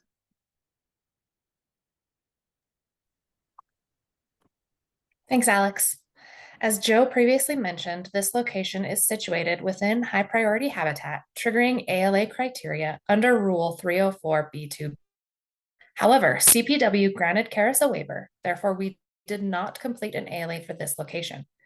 Due to the direction from staff, a formal ALA waiver request was submitted with this 2A.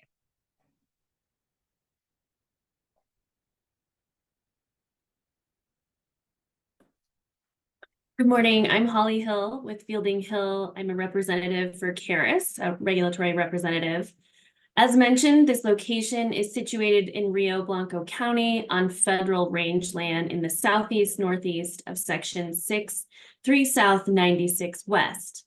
Rio Blanco does not have oil and gas siting regulations, meaning it does not have regulations determining how or where infrastructure for oil and gas locations are situated. Rio Blanco County does have an oil and gas well pad special use building permit, which requires a per well fee. Caris intends to secure that permit closer to the time of building the pad so that fees are remitted for the wells that are intended for development. The ELU 3966A1 well proposes to develop federal minerals from federal surface and was permitted with the White River Field Office BLM. As such, BLM conducted an environmental assessment on the location and issued a categorical exclusion in June of 2023. This document was provided to the OGLA and is attached to the Form 2A. The categorical exclusion merely mentions the presence of a prior NEPA document. They've reanalyzed that documentation and rendered a decision that there are no additional impacts to the area. Next slide, please. This is a snapshot of the overview of consultation and permitting efforts that Caris endeavored. I won't further explain it to you and pass it back to Alex. Thanks, Holly. Now I'd like to touch on a few operational items. First, we've been dialoguing with the local utility in the area, that's White River Electric Association, about the optionality to extend line power to location. These conversations so far have been very positive and are still progressing. For the drilling operations, we will be utilizing Tier 3 NOx engines. And for the frac operations, we do not use any proppant, also known as sand, which would dramatically reduce truck traffic. We estimate that this saves over 2,200 truck trips for this pad by going proppantless. Additionally, we use 100% produced water, which we recycle and pipe to location. This saves about 1,500 truck trips per well or 12,000 trips for the entire pad. We pump produced water off location, and in the first 90 days, we estimate that this saves over 4,000 truck trips for the pad itself. For the production operations, I've mentioned we won't be increasing our disturbance for the right-of-ways. We'll be using non-emitting pneumatic devices with electric pumps and controls. Finally, we'll call your attention to the draft operational schedule at the bottom, in which we would prepare the pad in the first year and drill and complete the following year between big game wildlife steps. And now I'll turn it back to Holly. Thanks, Alex. This is a snapshot of the operational planning amongst the wildlife timing stipulations for BLM and CPW. So as you can see, we've got BLM, big game, BLM and CPW big game winter timing stipulations from December 1st to April 30th. And we have a raptor survey we will be conducting to discern if there are any active raptor nests in the area. And that timing stipulation spans from February 1st to August 30th. If there are no active raptor nests in the area, Caris will commence construction in that fourth quarter of 2024. And that's going to last for about 30 days. The plan is to then drill those wells, which will be about 80 days, and then they'll come back and complete those wells, which will be about 90 days. And then we will come back the following year in 2026 to conduct interim reclamation in the fall, which is the best time to conduct those activities as the soil is the most suitable for that. Caris will seek an exception to the big game stipulation for year-round development for drilling and completions for the big game wildlife stipulations with BLM first. BLM will assess that closer to the time period when Caris requests that action. And if they agree, Caris will provide that BLM approval to CPW for their review. If they agree to it, Caris will provide a Form 4 to ECMC, just documenting all of those approvals. And note that Caris is remitting $13,750 for direct impacts for compensatory mitigation fees in order to operate during these timing stipulations. And I will now pass it over to Lindsay Ryder.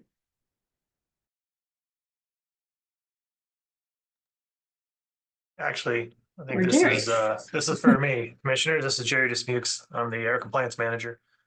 So I just wanted to go over some of our existing and ongoing monitoring programs that are already in place.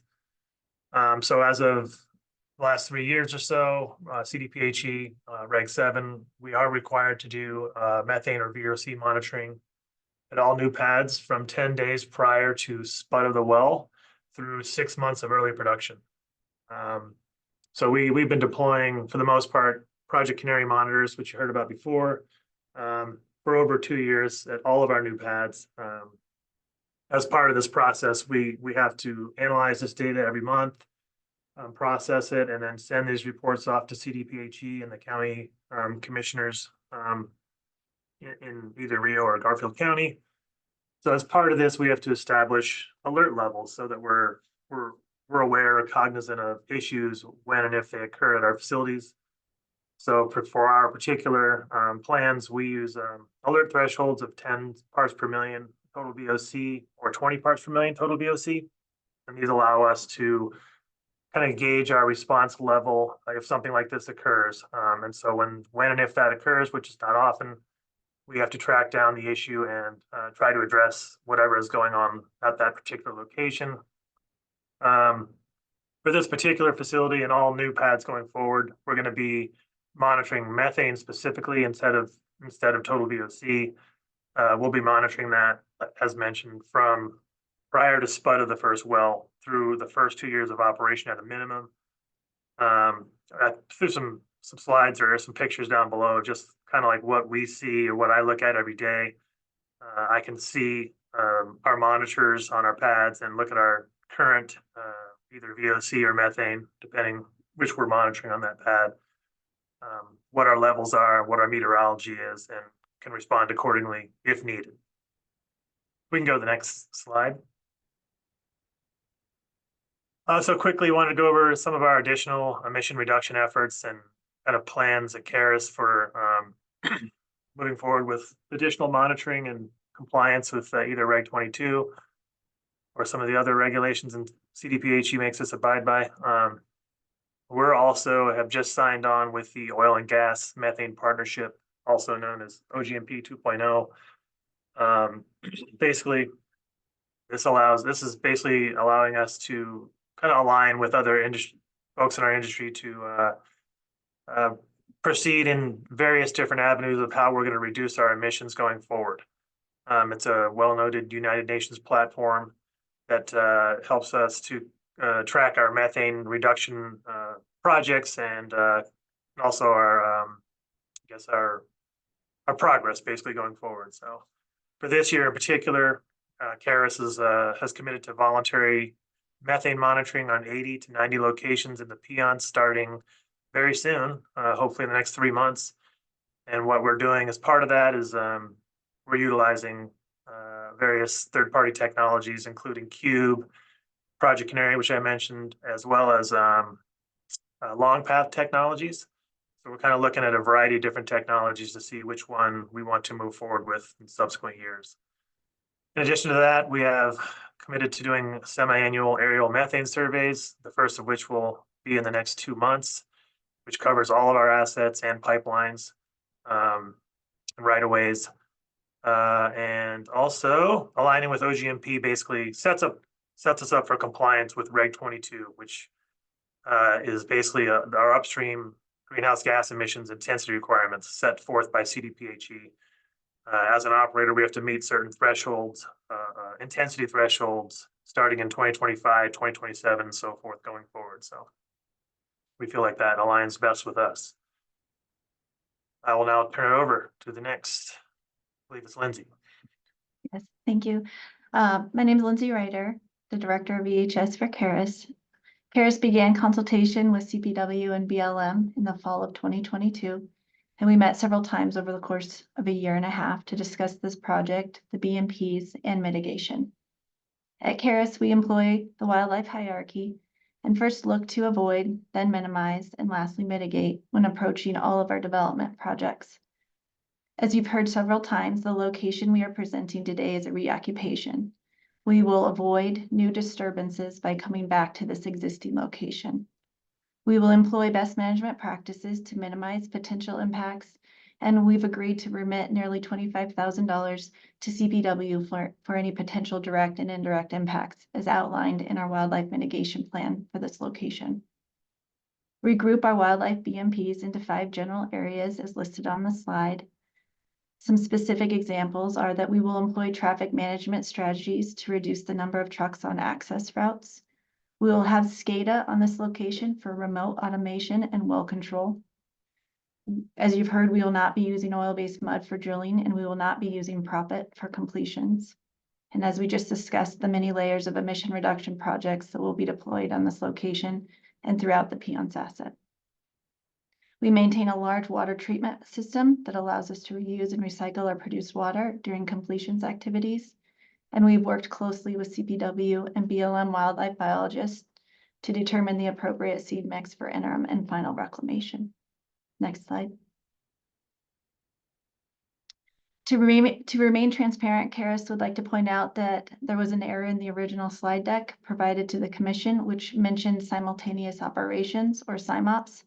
The mention of SIMOPS has been removed from this current version, but because Karis is reoccupying an existing well pad, there's not enough room to conduct SIMOPS. However, SIMOPS is a standard Karis practice on all new locations. I do want to highlight some of the operational and wildlife best management practices that are on the slide. Karis holds semi-annual contractor training to communicate operational expectations, which includes a regulation overview, topsoil conservation, stormwater management, weed management, and reclamation requirements. We will employ sound stormwater controls to prevent any pollution source from leaving this location. Control measures will include a site perimeter berm, stabilized unpaved surface, sediment and erosion controls, and revegetation. We will also implement dust control on the location and our access roads. Also mentioned in our wildlife mitigation plan, we have agreed to replace the existing perimeter fence with a CPW wildlife friendly fence, which includes a smooth wire on the top and bottom strands and a minimum of 12 inches between the top 2 strands of the wire. I'll now pass it back to Holly. Thank you. Thank you. So if you were going to look at the hydrology map, or you were going to map this location on the ECMC website and take a look at the 411 rules for public water systems, you're going to note that this well pad falls in 2 buffers. So if you take a look at the map there, that yellow well pad there falls in the tan intermediate buffer for Rule 411A, and then that light green blue for the internal buffer. Because this well pad existed, we wanted to make sure we were covering all of our bases with the Rule 411A. So we did some due diligence and found out that the public water system facility in question is located several miles away in Section 26, Township 2 South, Range 97 West, which was previously administered by XTO. In 2002, Karis purchased XTO assets, including the public water system facility in question.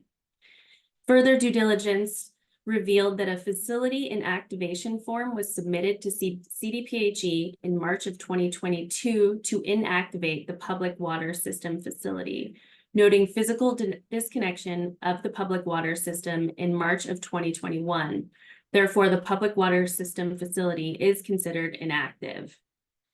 Regardless, as a result of ongoing and routine consultations with CPW, Karis will commit to site-specific BMPs for wildlife, which are similar to the protections required for sites located in the intermediate public water system buffer zones. And the director's recommendation agreed with Karis's assessment on this. Next slide. Alex and I are going to tackle this slide for you. We're dangerous enough to know about noise. So the ELU 396681 location is located more than 4,000 feet from a residential building unit. The receptor at that building unit came back at 51 to 58 DDC for drilling and completion operations, so it's more than protective for those homes. Per Rule 423B, 3B, Karis is requesting a temporary higher permissible noise level during drilling completions and flowback, which will come back at 75 dBc for day and night. In order to cover their bases and go the extra mile, Caris received approvals from both Rio Blanco and the White River Field Office, agreeing to those temporary higher noise levels during that brief time period. Again, as you'll recall on that one slide, drilling would be about 80 days, and then completions and flowback would be about 90 days. The normal permissible noise level for this area is in agricultural zoning and would be 65 for day and night. So we're only going about 10 dBA above that noise level. And again, BLM has agreed to this as another steward of wildlife in the area. Alex, anything I left off? No, you are perfect. Great job. Thank you. Next slide. This slide captures the variances and waivers that Caris is requesting. So Caris did seek a lesser exemption area for the emergency spill response. This is related to the Rule 411A for the internal and intermediate buffers for the surface water supply area. So it's mapped in those areas, but again, we've determined that public water supply is inactive, and the director did approve that request as previously mentioned. Caris is requesting an interim reclamation delay for Rule 1003B to delay interim reclamation for a period of 24 months after setting the last conductors on the well pad. Again, this is pretty typical for Caris's operations. It's necessary for federal and CPW timing restrictions, which really prevent Caris from major surface activities such as construction or interim reclamation. And finally, Caris did request a temporary noise waiver for that higher permissible level, again, agreed to by Rio Blanco and BLM to allow for that temporary increase during drilling and completions. And I will pass that final slide over to Joe.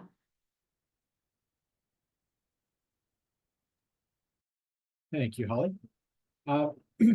Yeah, and this last slide, commissioners, is really a summary of what you heard here today, that Caris's planned reoccupation of the existing location avoids new disturbance.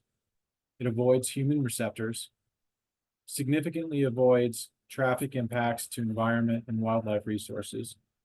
And for those impacts that could not be avoided, those impacts have been mitigated, will be mitigated and minimized by the best management practices in the operations that you've heard Caris explain here today.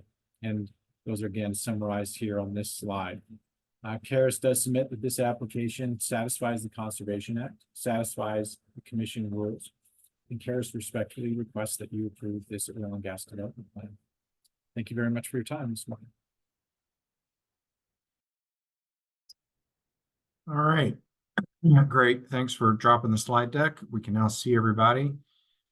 Commissioners, the panel is available for questions. Commissioner Ackerman. Thank you, Mr. Chair. Appreciate that. Well done on this application. I do have one question, clarification that I'm looking for. And I think this is probably for Ms. Hill or Ms. Ryder. And this is back to the slide, and we don't need to pull it up, but on operational planning and wildlife timing stipulations.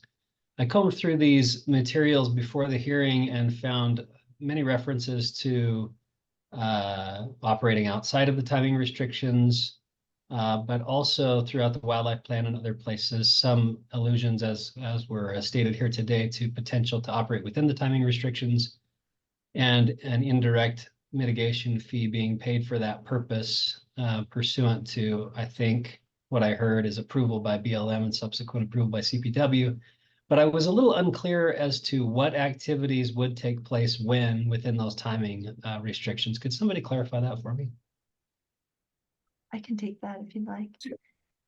Yes, so it's the exception for year-round drilling and completions activity. So we would, if needed, we would go into the December 1st to April 30th timing window to complete our drilling and completion schedule. That's so that we can do a single occupation, and it's promoted by the BLM Resource Management Plan. That's the only timing limitation exception that we'd be requesting. It'd be for that activity.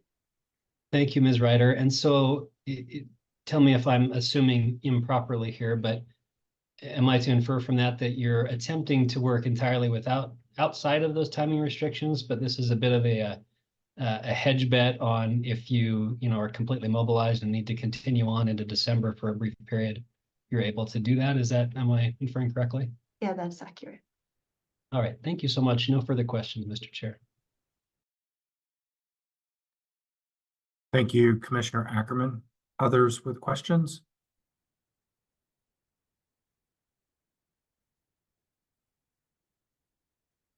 All right, I'm not surprised we don't have any questions. I think you guys have done a good job.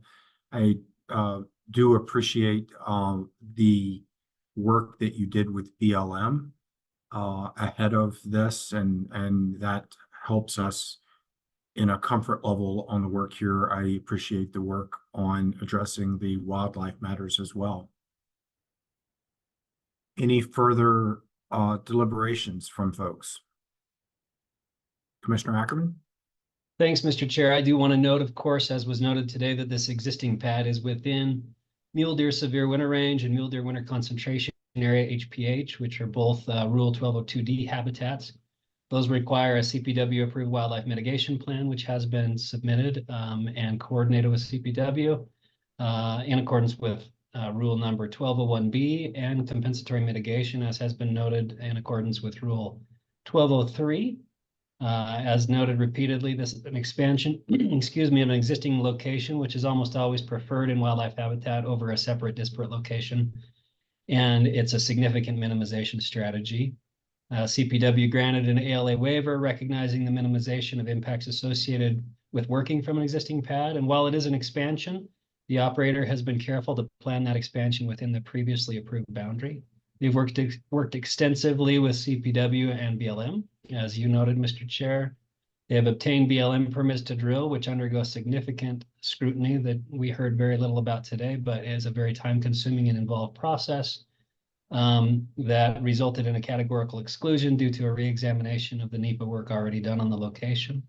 There are numerous BMPs, compensatory mitigation, a Rule 502B timing variance of rule number 1003B, which is also protective of wildlife.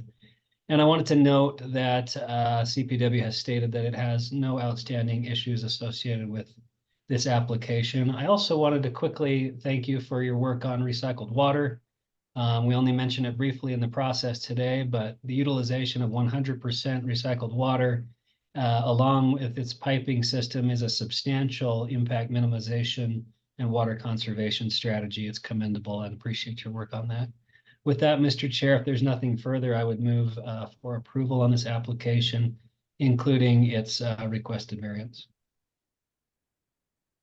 Second. Thank you, Commissioner Ackerman, for articulating the rationale for a motion to approve. We have a second from Commissioner Cross. Is there further comments on the motion? Seeing none, all those in favor of the motion signify by saying aye. Aye. Aye. Any opposed? Motion carries. OGDP is approved and variance is granted. Thank you very much. Thank you Thank very you. much, Commissioners. Thank you. All right, the next matter is going to take over an hour, so let's take 10 minutes. Let's return at 10:43.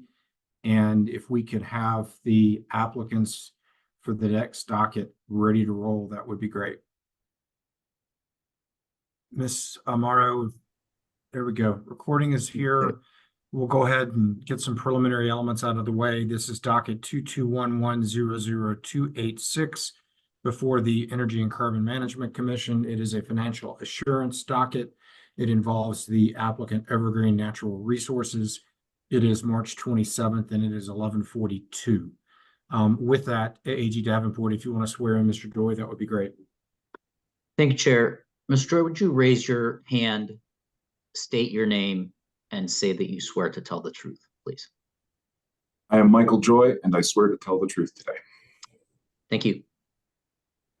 All right. With that, Mr. Martin and Mr. Lepore, you are recognized for your case in chief. Good morning, Mr. Chair, Commissioners. As you just said, Chair Robbins, I'm Jim Martin, and I along with my co-counsel, Mr. Lepore, are here today to represent Evergreen Natural Resources.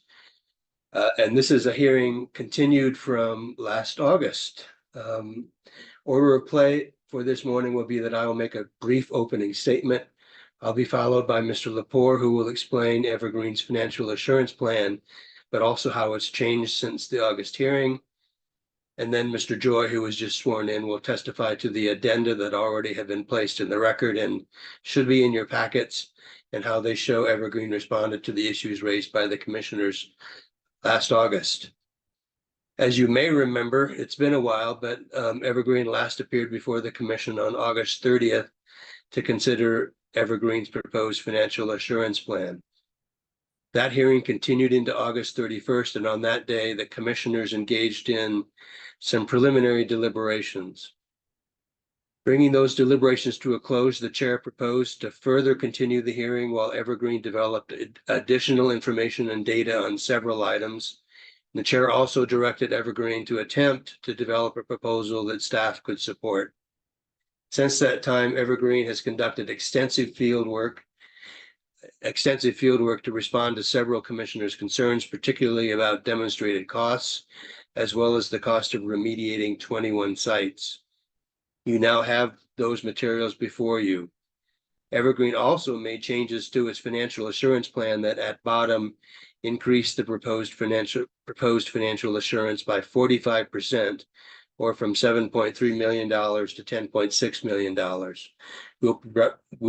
We will be providing more detail on those discussions very shortly. And in fact, Mr. Lepore will be providing a PowerPoint that walks you through those. So going backwards, where the heck did we leave off on August 31st?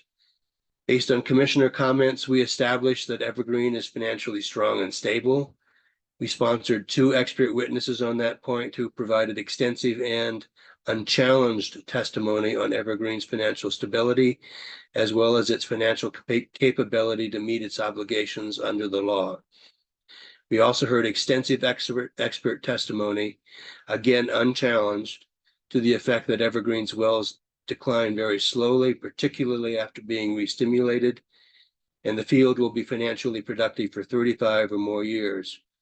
What we heard from commissioners, especially from Commissioner McGowan, is that you don't want to hear more about that subject from us, and we've obliged. We also heard from the chair and from Commissioner Cross that Evergreen established that option 5 is an appropriate financial assurance path for Evergreen. Our argument then and now is that an option 2 financial assurance plan would be unreasonable and unnecessary given the large body of evidence now before you, including Evergreen's long field life, the slow decline curve and low operating costs of its wells, its financial stability and strength, its demonstrated plugging, abandonment, and reclamation costs, and its field recompletion and restimulation program. These factors demonstrate that Evergreen is a low orphan well risk and that it is financially capable of meeting its plugging, abandonment, and reclamation obligations under the Act and also your rules. Having said all of that, based on commissioner comments last August, we were directed by the commissioners to provide additional detail on 3 subjects. As I mentioned, you also asked us to work with staff to try and reach an agreement. Mr. Joy, a founder and chief operating officer of Evergreen, will testify today regarding those 3 issues left outstanding at the August hearing. He also will address the director's recommendation. Those 3 issues we've been talking about are: first, demonstrated cost data and analysis. Those show up in Addendum 1. Second, an asset retirement plan, which shows up in Addendum 2. And third, status of remediation projects, and that shows up in Addendum 3. We believe these materials respond in full to the commissioner's questions voiced at the August hearing. As you requested, we also met with staff on 4 occasions. We explained the work Evergreen had done to respond to the 3 questions we heard from you. We previewed the materials we ultimately submitted as addenda, and we offered to respond to questions from staff about those materials. At the last meeting with staff, we were surprised to learn that staff would be recommending denial.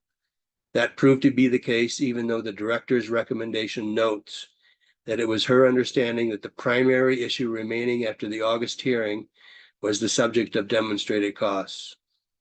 Nevertheless, the director recommended denial based on the new issue of per well blanket bond amount, proposing $10,000 per well based on option 2. That has the effect of increasing the total bond to more than $25 million. We contend that staff's interpretation of the blanket bond requirements is inconsistent with option 5, that it's not required either by statute or by the commission's own rules, and that it would impose an unreasonable and unnecessary financial burden on Evergreen Natural Resources. So what do we assert is the legal standard for considering this extensive information, which is unrebutted by staff? First, the Oil and Gas Conservation Act itself tells us an operator must demonstrate that it is financially capable of fulfilling every obligation imposed by the Act. In similar language, Rule 702 is intended to ensure that operators have the financial capability to fulfill all of their obligations under the Act, but also under the Commission's rules. Third and finally, the reasonable and necessary standard applies throughout, including here. The amount of financial assurance required of an operator must not be unnecessary or unreasonable.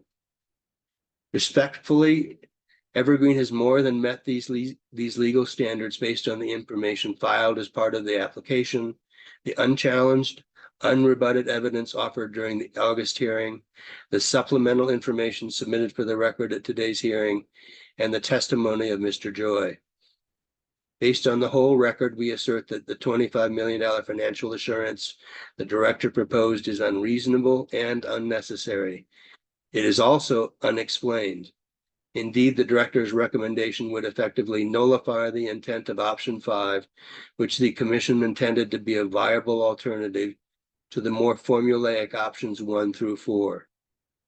As the statement of basis and purpose states in option 5 plan, if deemed appropriate, should be tailored to the operator's unique situation.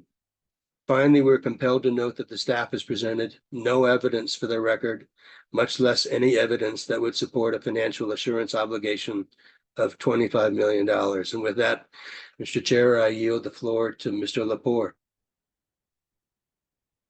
Thank you, Mr. Martin. Good morning, commissioners. I need to share a screen, and I'll see if I can execute that function. Are you able to see my screen now? Yes. Thank you very much. Commissioners, thank you for your time today.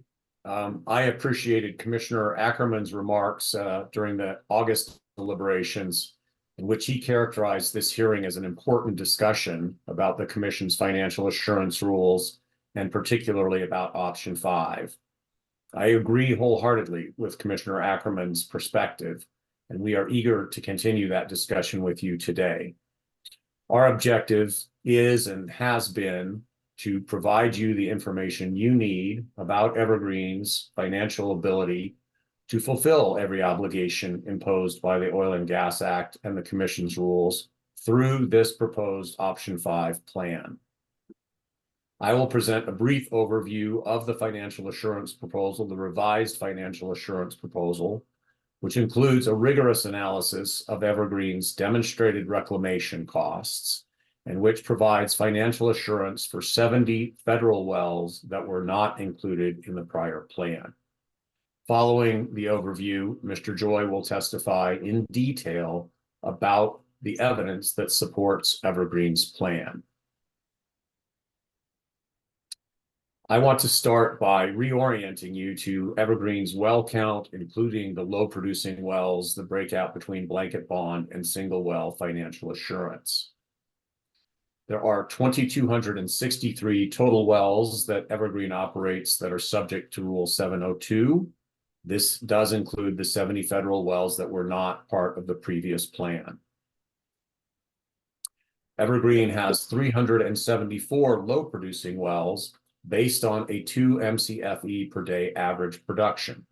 This is the same production threshold that was proposed in August and is supported by testimony provided by Mr. Wayne Burton and others. The number of low producing wells is higher than it was in August for 2 reasons. First, 20 of the 70 federal wells are low producing.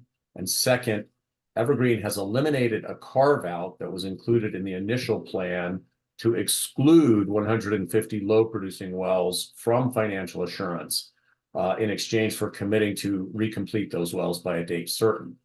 Evergreen will still intends to recomplete those wells in a timely fashion, but will provide single well financial assurance for them in the interim.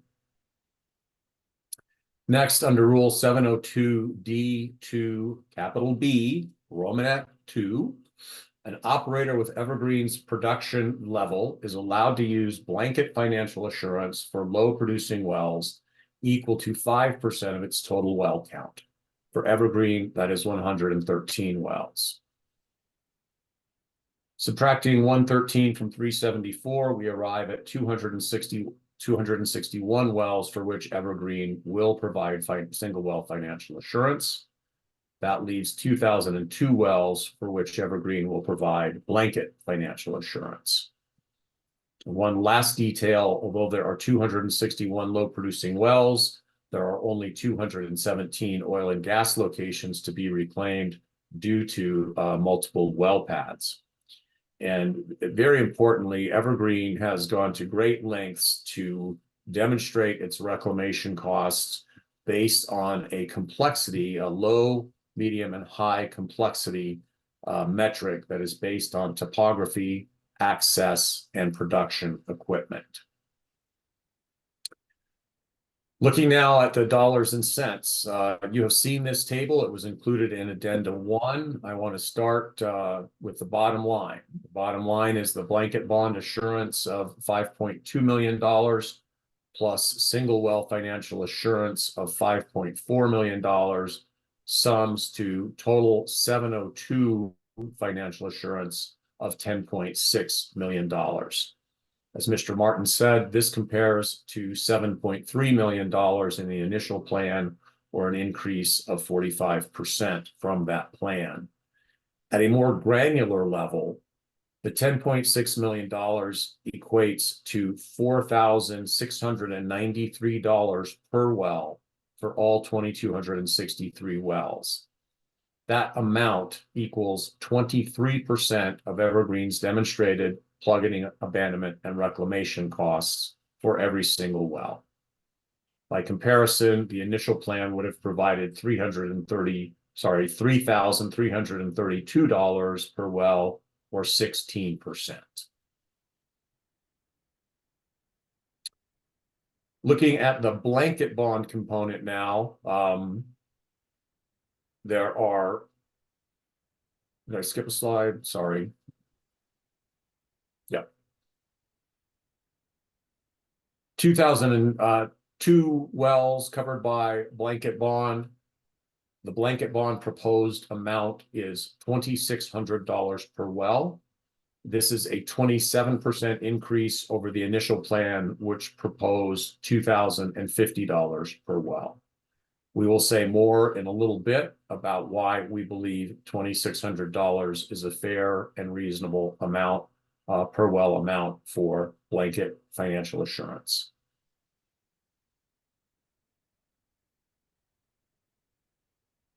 Turning now to the single well financial assurance, the plugging amounts are the Commission's default amounts for shallow wells, less than 4,000 feet, $10,000 per well.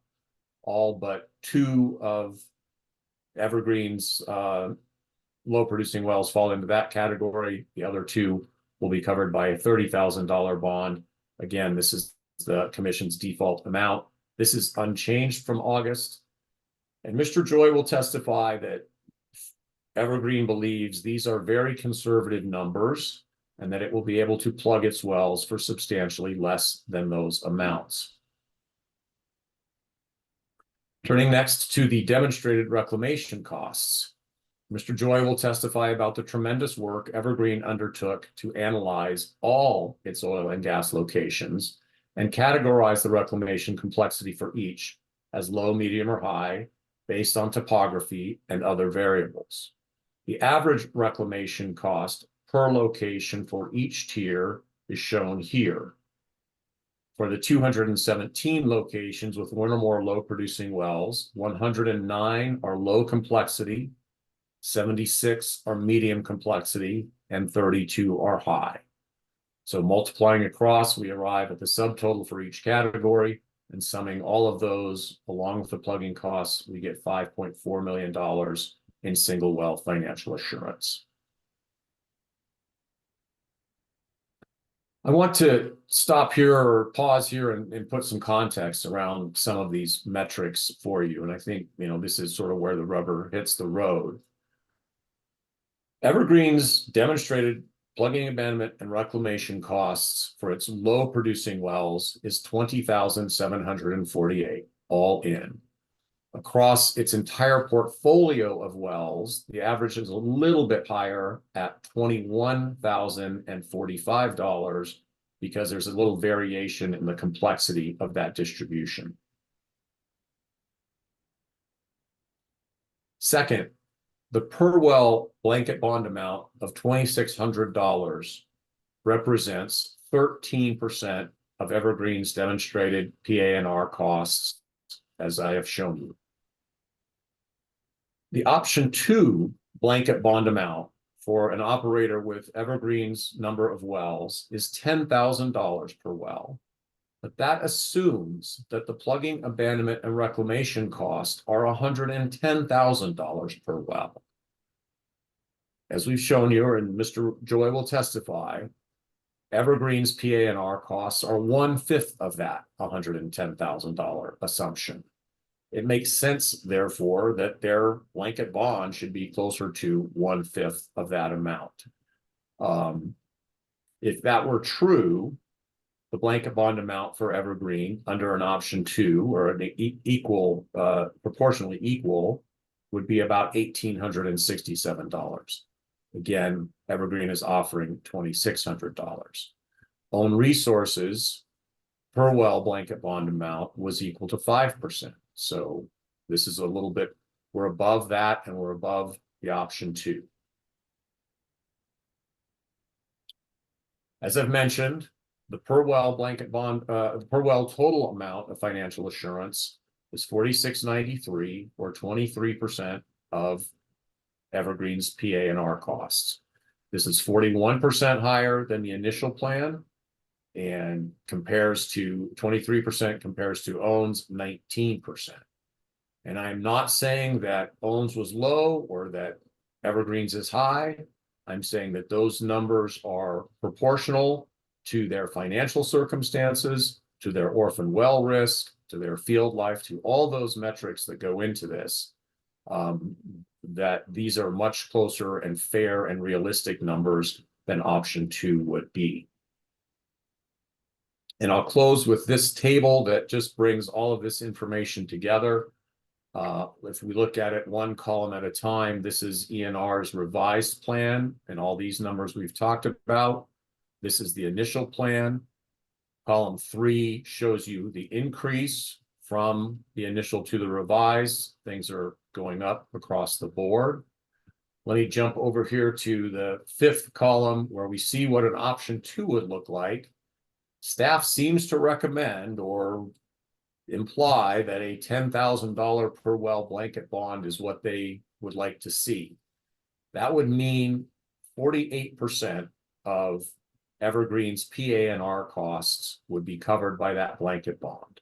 It would mean a total financial assurance package of $25.4 million, $11,240 per well, and 54% of their demonstrated costs in total financial assurance. Again, compared to 19 for OWN, 23% that we're proposing. What this number implies to us is that the commission believes there's a greater than 50% chance that Evergreen is going to abandon all of its wells and do so in the near future. None of the evidence supports that outcome in any way, shape, or form. 23% is a realistic number that accounts for Evergreen's financial strength, its field life, its production levels, and so forth.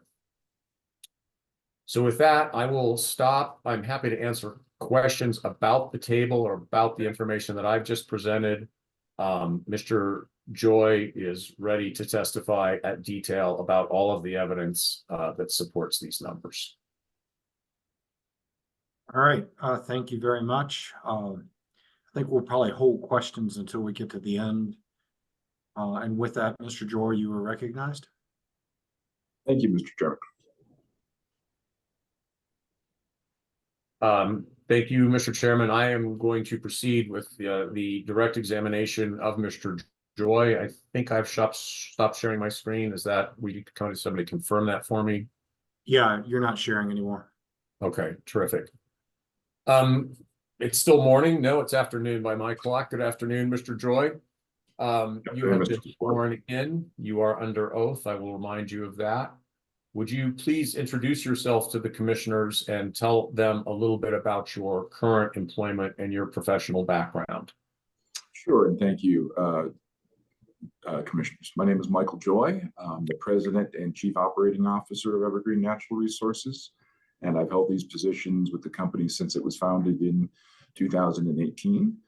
As the President and Chief Operating Officer, I have always been and I am now responsible for all the day-to-day operations of the company, including its regulatory compliance, its plugging, abandonment, and reclamation operations, our stormwater management operations, our construction activities, and all other matters related to the subject of today's proceedings.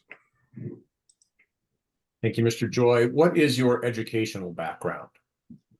I hold a bachelor's degree in geology. I hold a master's degree in macroevolutionary theory and sequence stratigraphy. I hold a PhD in hydrocarbon systems geology. I hold a Juris Doctorate degree with certificates of concentration in environmental law, real property law, and real property finance. Prior to forming Evergreen, I was in private legal practice. I was a consulting geologist, and I was a member of the faculty of the State University of New York at Buffalo Law School for 10 years, where I taught courses in oil and gas law and in energy and environmental policy. During that same time, I was on the faculty of the University of Buffalo's Department of Geology, where I taught courses in field mapping, sedimentology, and stratigraphy, and other subjects related to hydrocarbon systems development. I've been previously admitted to practice law in the states of New York and Pennsylvania, and I've held offices in New York, Pennsylvania, Colorado, and internationally in London and Hong Kong. Thank you very much. Would you also please describe your technical experience with oil and gas exploration and production, reclamation, and remediation operations? Sure. I was previously employed by Amoco Production Company as a geologist working on oil exploration in the Republic of Kazakhstan. I'm the past chief executive officer of EOR Technology LLC, which was an enhanced oil recovery company. I've consulted on the drilling, completion, and operations of oil and gas properties in New York, Pennsylvania, West Virginia, Ohio, Alabama, Texas, Colorado, North Dakota, as well as a number of countries internationally. At one point, I was specifically engaged to oversee the decommissioning, plugging, abandonment, and reclamation of several thousand wells in the historic oil fields of New York, Pennsylvania, and Ohio between 2003 and the onset of the Marcellus Shale Revolution in 2011. I'm the past president of Peter Cooper Markham's LLC, which was a property and construction management firm that managed remediation, reclamation, construction, post-construction performance obligations of several Superfund sites in New York State from 2008 until 2011. In your capacity as president and COO of Evergreen Natural Resources, are you familiar with the prior proceedings in this docket, Evergreen's application for an Option 5 financial assurance plan? Yes, I helped prepare ENR's financial assurance hearing application materials for the August 2023 hearing. I watched the initial hearing as it was occurring live, and I've subsequently reviewed the hearing video on YouTube on several occasions.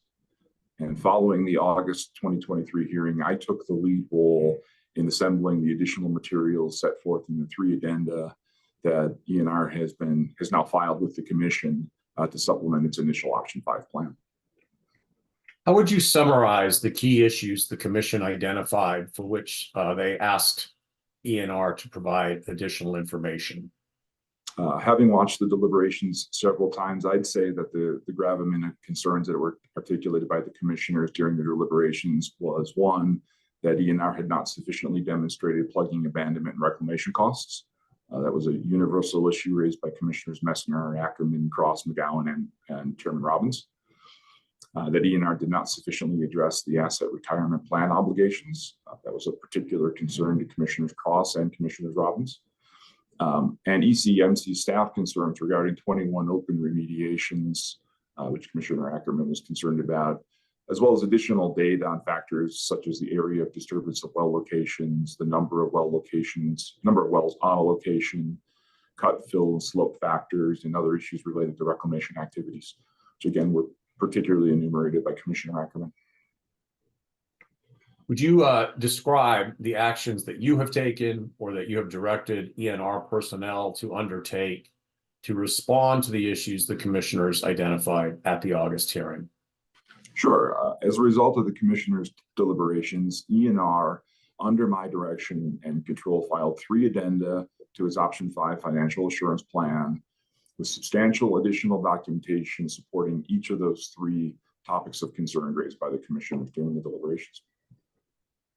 And do you have personal knowledge about the information and evidence contained in each of the 3 addenda that have been filed subsequent to the August hearing? Yes, I personally participated in and directed the participation of each of the preparation, I should say, sorry, of each of the addenda and all of the supporting evidence. I have personal knowledge on all of the matters that are the subject of the 3 addenda. Let's take the addenda one at a time, starting with addendum 1, demonstrated reclamation cost data and analysis. Please tell us what addenda 1 is and what your role was in preparing it. Sure.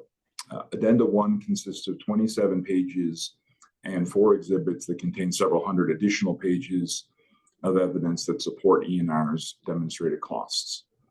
Addenda 1 also sets forth ENR's revised proposed financial assurance plan, which you previewed for the commissioners just a few minutes ago. In sum, ENR has revised upwards its Rule 702 financial assurance plan by 45%, from 7.3 to 10.6. It's actually 10.8 million, and it has included 70 federal wells that were not part of the initial plan. Our per well financial assurance has increased by 41%, from $3,300 to $4,700 per well. The largest contributing factor to the increase is that 170 additional wells are now covered by single well, or proposed to be covered by single well financial assurance compared to the initial plan. In addition, 20 of the 70 federal wells are now covered by this plan are also low producing wells. So in net, we've increased single well financial assurance by 2.1 million. Secondly, we increased our per well blanket bond amount by 27%, from $2,050 to $2,600. This added an additional 1.2 million to our total financial assurance plan. As a result of the increases, our total financial assurance now equals 23% of the total estimated plugging, abandonment, and reclamation costs across our entire well portfolio. Thank you. What did you and your team do to determine your reclamation costs? A lot. To arrive at ENR's actual reclamation costs, I caused ENR staff to perform an exhaustive search of our accounting records and determined that ENR has itself completed not less than 11 complete reclamation projects during our period of ownership. ENR classified all of our completed reclamations into 3 categories: a low cost, low complexity category, a medium cost, medium complexity category, and a high cost, high complexity category. Low cost complexity locations are really defined by us as where there's where the topography is generally flat.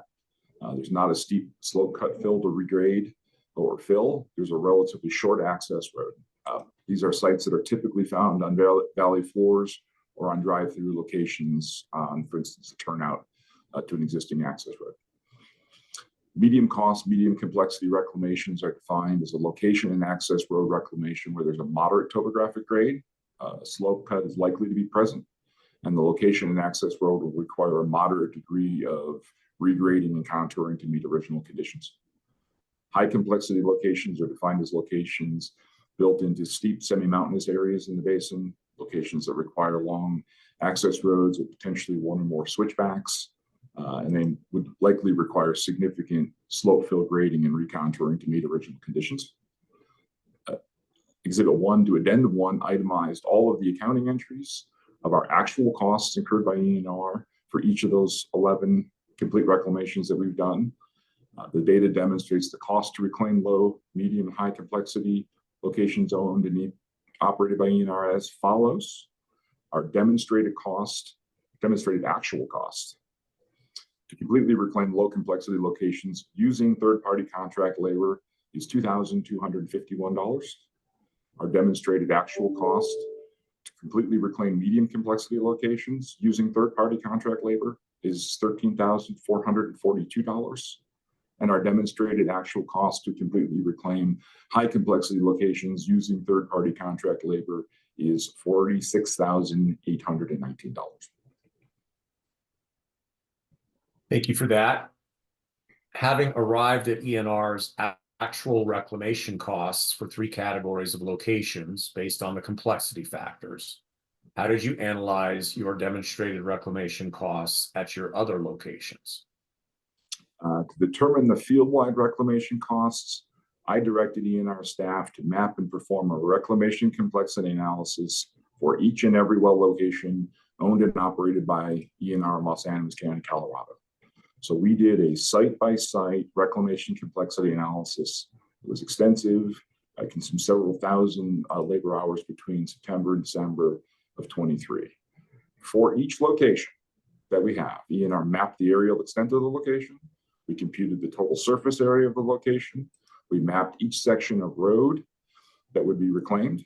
We noted factors such as topographic elevation, gradient of the access road, the number and location of wells on each location.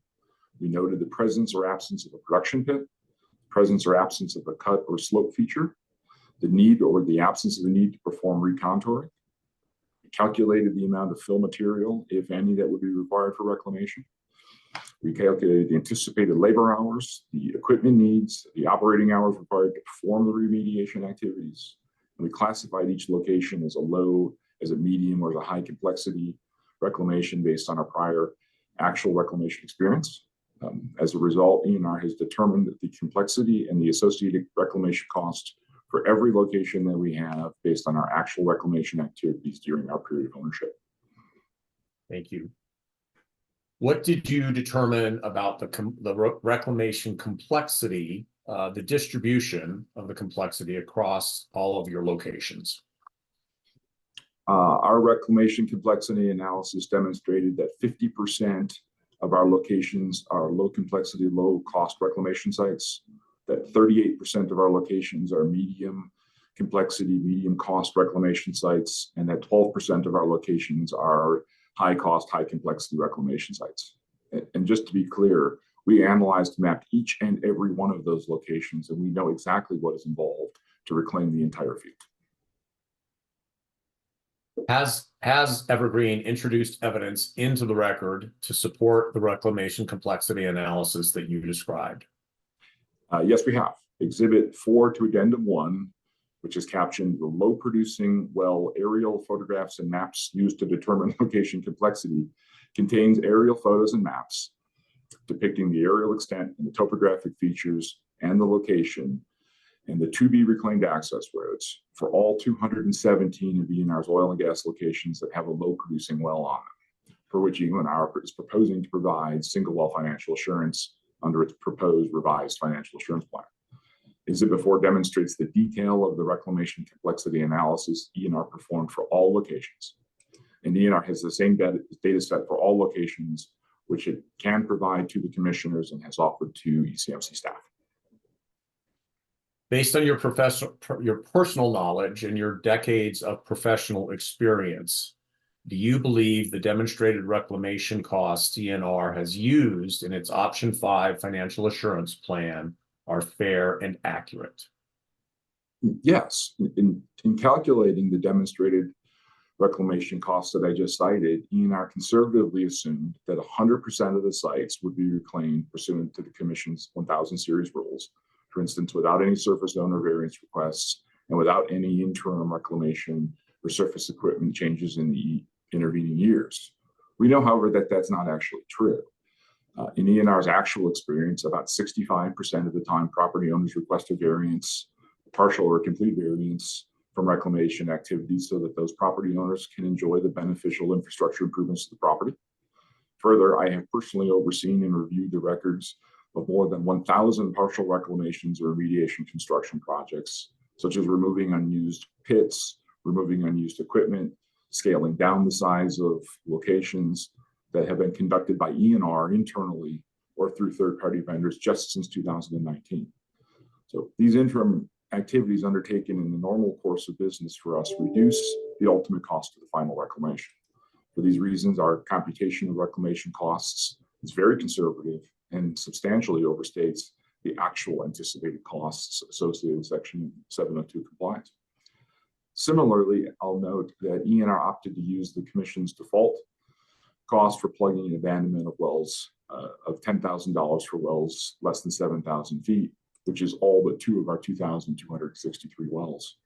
Our current actual cost to plug these wells, though, is substantially less at closer to $6,000. ENR is using very conservative numbers, again, when compared to what we anticipate to actually spend. So taken together, the average plugging, abandonment, and reclamation cost of approximately $21,000, which we calculated for single well financial assurance and forms the basis of the per well blanket bond amount, it's very conservative and likely overstates our plugging, abandonment, reclamation costs by a pretty substantial amount. Thank you. And I think, Mr. Joy, you said $10,000, the default plugging cost for wells less than 7,000 feet. And I think you meant to say 4,000 feet. I apologize. I didn't mean to say 4,000 feet. Thanks. Mr. Joy, have you read the revised director's recommendation that was issued in February 9th in this matter, February 9th, 2024? Yes, I read it. What is your understanding of the director's position on ENR's demonstrated cost analysis as stated in the director's recommendation, the revised recommendation? Well, the revised director's recommendation supports ENR's position on demonstrated costs, stating that, and I'm quoting here, while the proposed costs are reasonably supported in the documentation provided, the director may further analyze this information at a future annual review. Thank you. Let's turn next to Addendum 2, which is titled Rule 702 D5 Big A Romanet 5 Asset Retirement Plan. Are you familiar with Addendum 2? Yes, I am familiar with Addendum 2. I helped prepare Addendum 2, and I have personal knowledge of the facts stated in Addendum 2. And to the best of your knowledge, is the factual information in Addendum 2 regarding ENR's plans for future management of its asset retirement obligations true and accurate? Yes. Would you please briefly summarize the highlights of ENR's asset retirement plan as set forth in Addendum 2? Sure. Addendum 2 sets forth information relating to how ENR is planning for the retirement of its oil and gas operations based on the projected life of our field and the operational productive life of our wells. ENR, as you know, has a robust re-stimulation program that will prolong the productive life and increase production of the wells, as well as manage our low-producing wells. Equally important, the slow production decline curve of ENR's wells, coupled with our re-stimulation program, indicate that there are several decades of economic production before ENR will need to plug, abandon, and reclaim most of its wells. In other words, we've got quite a long lead time to build up a retirement savings, if you will. Also, ENR and its predecessors, which include Pioneer Natural Resources and what I call Evergreen 1, have consistently plugged, abandoned, and reclaimed wells when they reach the end of their lives, and ENR intends to continue to do so. ENR has also never transferred an underperforming asset to another operator in an attempt to avoid anything like a plugging, abandonment, reclamation obligation. Finally, ENR will plug and abandon and reclaim its wells and locations using its own full-service reclamation equipment and internal staff in the ordinary course of business. ENR's cost to plug, abandon, and reclaim its wells and associated locations is significantly less than the demonstrated costs used to formulate the Option 5 plan we're proposing today. Thank you for that overview, Mr. Joy. I want to ask you to say a little bit more about some of those elements, beginning with Evergreen's recompletion and re-stimulation program. Sure. Since acquiring the Raton Basin assets from Pioneer on July 1 of 2018, ENR has pursued a fairly rigorous program to recomplete and restore production from low producing or shut in or temporarily abandoned or other wells. The program has resulted in many more wells being re-stimulated each year than was really discussed at the initial hearing. The initial hearing focused almost exclusively on the 152 wells that had been re-stimulated and the 150 wells then planned for additional re-stimulation using pressure pumping nitrogen foam refracs. However, nitrogen foam refracs are only one part of ENR's re-stimulation activities. ENR also re-stimulates wells through pressure pumping just acid, through traditional workovers, through surface equipment field installations and alterations, such as instances where we've installed solar pumps to operate wells in remote areas, through gathering and compression system changes and other methods and technologies that enhance current production. ENR has completed field re-stimulations on over 1,150 wells in just the past 5 years. We've raised our natural gas production profile by 6.3 billion cubic feet over projected production without those re-stimulations. And by way of example, we completed 278 field re-stimulations in 2023 alone. ENR intends to continue field re-stimulations at roughly the same pace and with roughly the same capital investment for years to come. When we do that, we prioritize low producing wells as part of the program. Continuing to invest capital in the field and re-stimulations is economically sound at this stage of the field's life. And ENR can and will continue to enhance production and generate revenue to meet its future plugging abandonment retirement obligations for decades. I think you mentioned this, Mr. Joy. I want to come back to it just briefly. Does ENR have a history of transferring its low producing wells to other operators? And especially interested if they have done so to smaller, less well capitalized operators. No. ENR has never transferred any low producing wells to another operator. To the contrary, we've actually acquired assets from operators. For example, ENR acquired the assets of the Long Canyon Gas Company in 2019. It might have orphaned those assets. We increased the production from those wells. And our predecessors, the original Evergreen and then Pioneer, also had a history of rolling up other and numerous smaller operators into the current field that is now operated by ENR. So it's quite the opposite. We've been the party rolling up the assets, certainly not selling them down to less financially capitalized companies. Thank you. I appreciate that. In the August hearing, Mr. Burton testified at some length about the decline curve and the expected field life of ENR's assets. Could you briefly say how the re-stimulation program affects the expected field life of ENR's assets? Of course, the re-stimulation program already has the proven potential to extend the field life by decades, perhaps twice as long as the 35-year minimum field life referenced by Mr. Burton.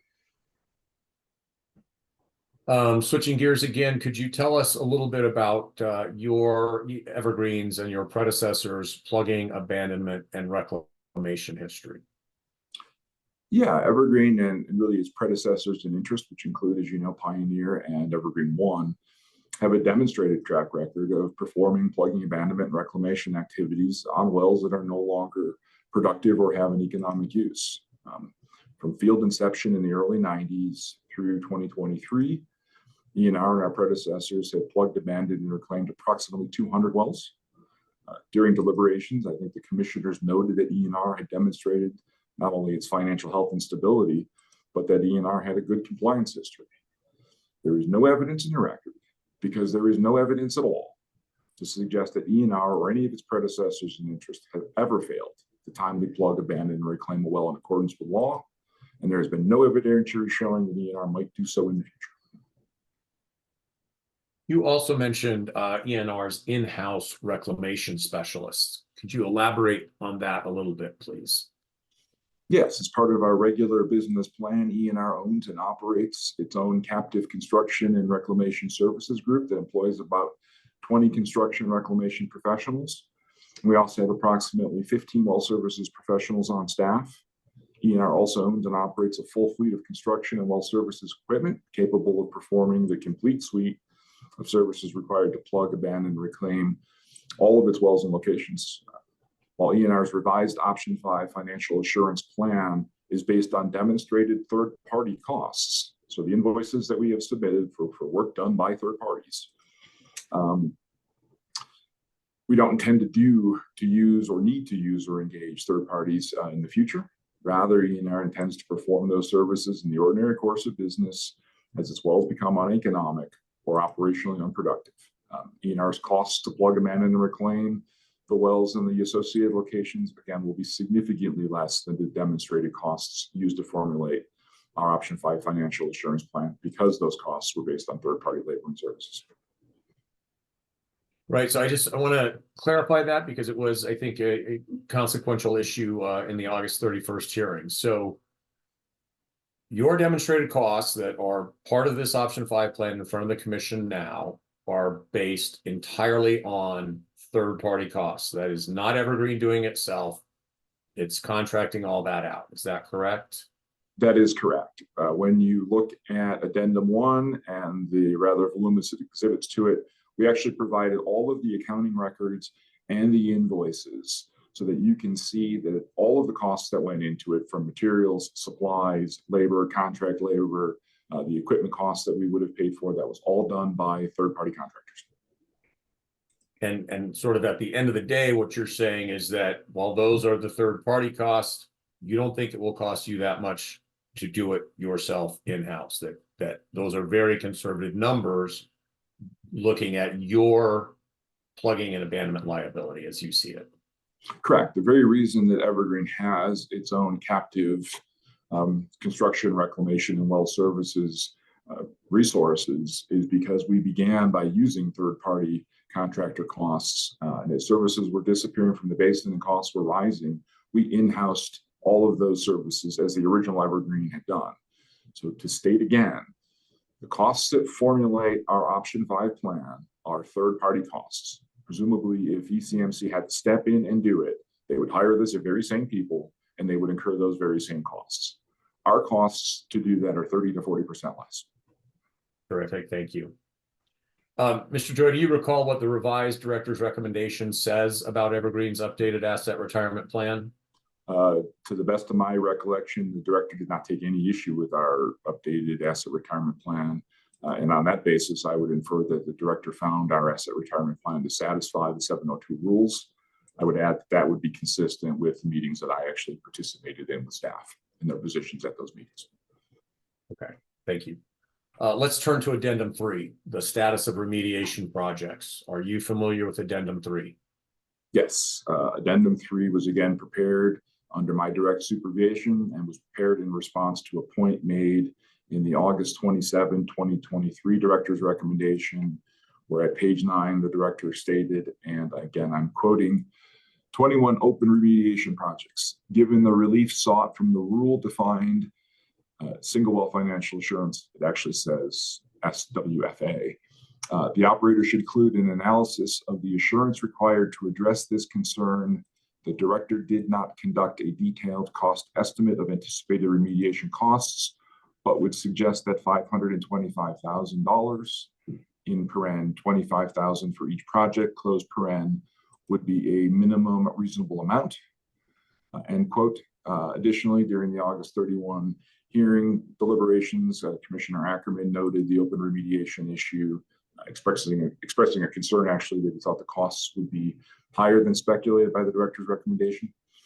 Addendum 3 provides the status of 21 open remediation projects cited in the director's recommendation, including the actual costs incurred to date and anticipated future costs as of February 2nd of 2014. And I do have updated information as of today. And do you have personal knowledge of the contents of Addendum 3? Yes, I have personal knowledge of the facts set forth in Addendum 3. I directed my staff to compile the information and to report on the status of the 21 open remediations cited in the director's recommendation. I also directed my staff to review the incurred costs associated with the completed and ongoing remediations and to evaluate the expected future costs. I also oversaw the actual remediation work. Would you summarize the findings and conclusions that you have reached about the 21 open remediation projects as presented in Addendum 3? Yes, since the hearing in August of 2023, 6 of the 21 remediations have been fully resolved, with ECMC Form 27s having already been approved.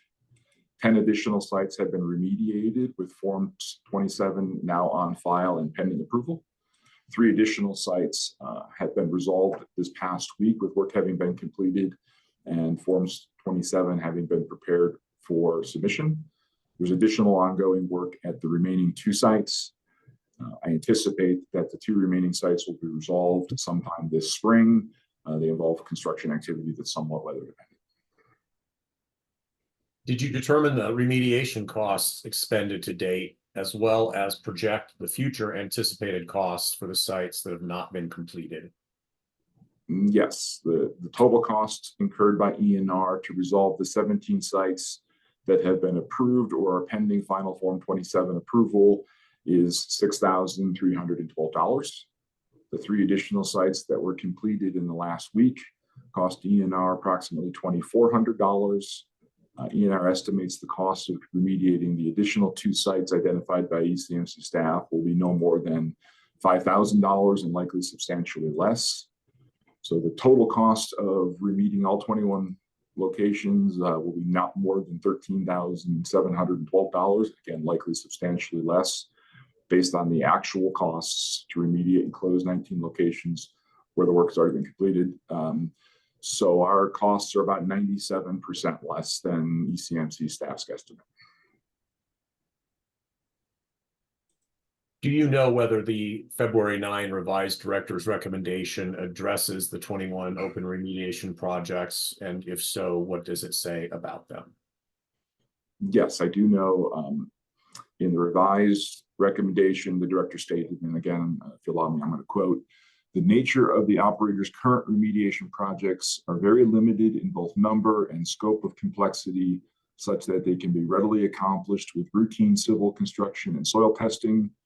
While the director believes the operator's estimated cost to complete the projects are low, the nature of the projects does not warrant additional financial assurance at this time. Going forward, the director will review this plan annually as directed by the commission to determine if project-specific Rule 703B assurance is warranted."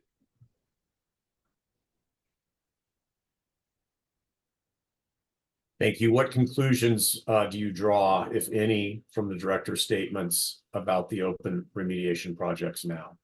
I would conclude that the director seems to support ENR's analysis of the remediation costs. While the director's recommendation comments on a belief that the costs appear low, ENR has submitted the cost information to staff, and staff has seemingly acknowledged it, at least through February 2nd of 2014. So, Mr. Joy, we've covered the 3 addenda that ENR submitted to the ECMC to respond to the issues raised by the commission during the August 31 hearing. Is that correct? Yes, we've addressed the 3 addenda.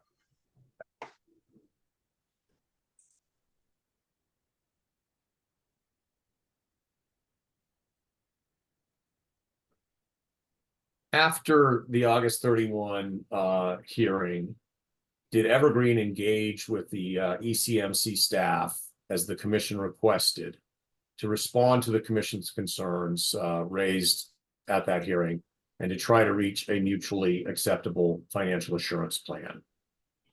Yes. Myself, along with my counsel, which obviously includes yourself and Mr. Martin, personally met with ECMC staff on 3 occasions. That is, I met with ECMC staff on 3 occasions. On October 31 of 23, we previewed the work we were undertaking to augment our demonstrated costs, including the actual costs incurred for completed remediations and the reclamation complexity analysis that I discussed somewhat at length earlier. We also updated staff on the status of the 21 open remediation projects at that point in time. Staff seemed receptive to and supportive of the approach. We next met with staff on December 19 after we had provided a near final draft of Addendum 1, including all 4 exhibits, as well as our supplemental asset retirement plan. And we held another meeting on January 25th of 2024 for the same purpose.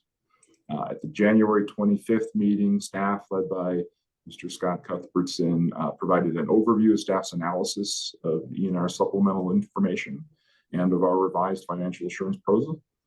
Mr. Cuthbertson indicated staff was satisfied with the supplemental information provided on the three issues that have been raised by the commissioners during the August 31 deliberations.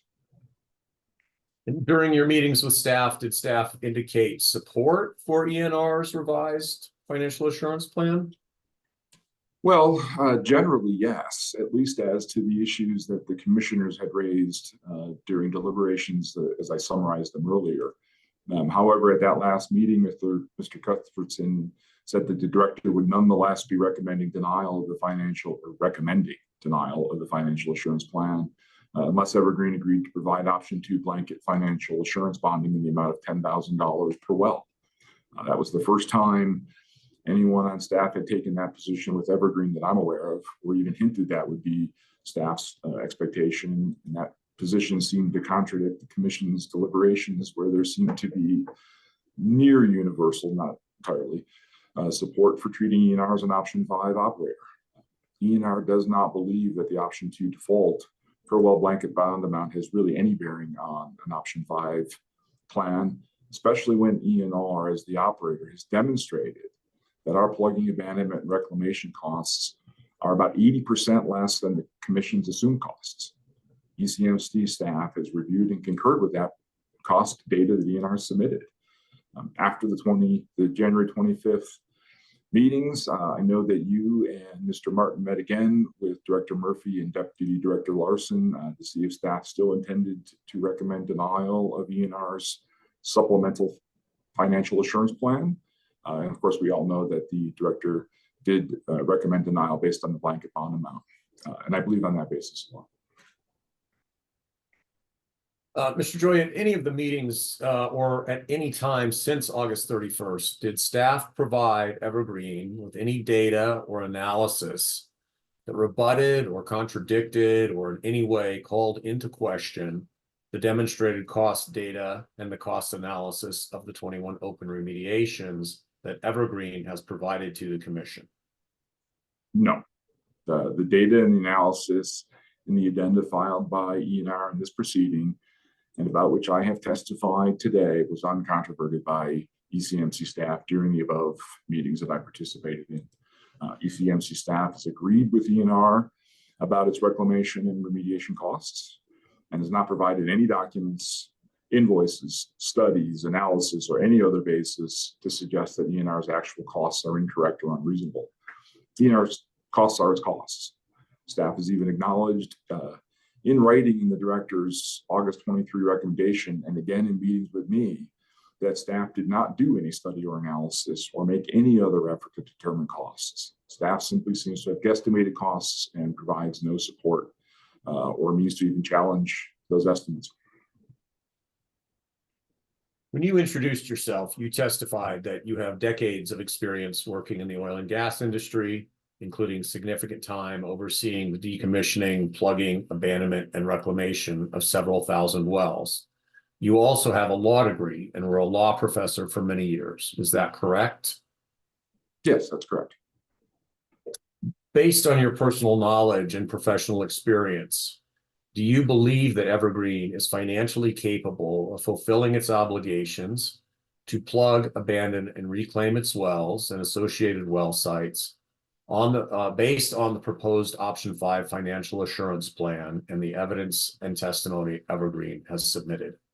Yes, I do. ENR put forth substantial evidence at the August hearing demonstrating its financial health, to the extent that I think it was Commissioner McGowan who said during deliberations, I do not feel I need to have any more information on the financial health of the operator. ENR has a documented compliance history that was also acknowledged by the commissioners. ENR has also put forth substantial uncontroverted documentation of its actual plugging, abandonment, and reclamation and remediation costs. ENR is a low orphan well risk operator. Its wells are going to be economic at less than 2 MCF equivalent a day. And The evidence in the sworn unimpeached testimony of Wayne Burton indicates that ENR's field will produce for not less than 35 more years and likely substantially longer. How would you characterize the financial assurance obligation that required Evergreen to provide blanket financial assurance of $20,000 per well for 2002 of its non-load producing wells? In short, I would describe it as patently unnecessary, unreasonable, and frankly punitive.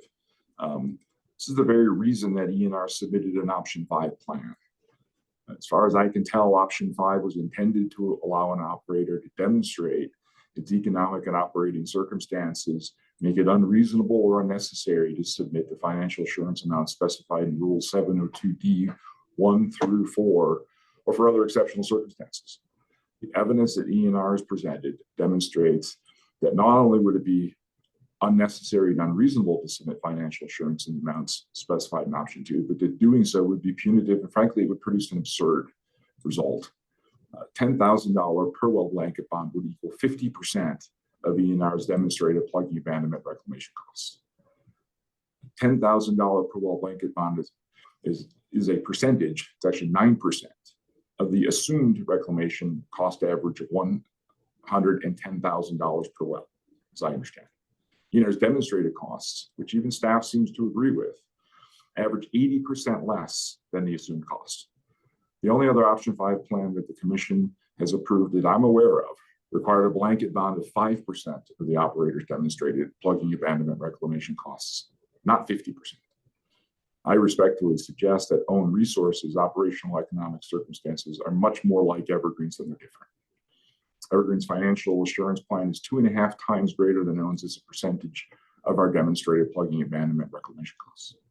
I think compounding the inequity of staff's position, the evidentiary record establishes that ENR's field will be productive for at least 35 years.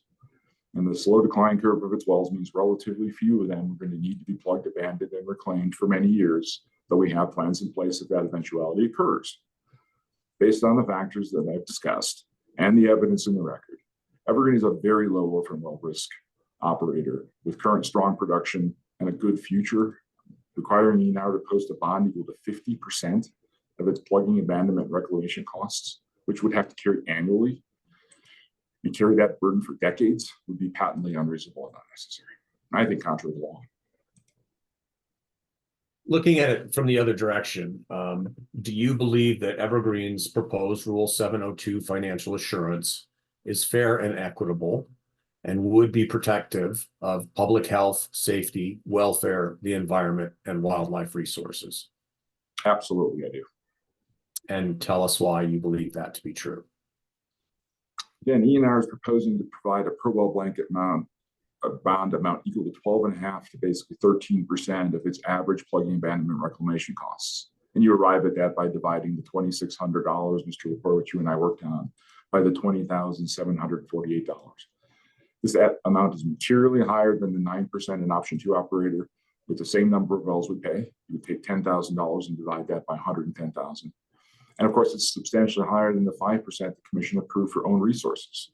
There you take $700 and you divide it by $13,836, if I recall.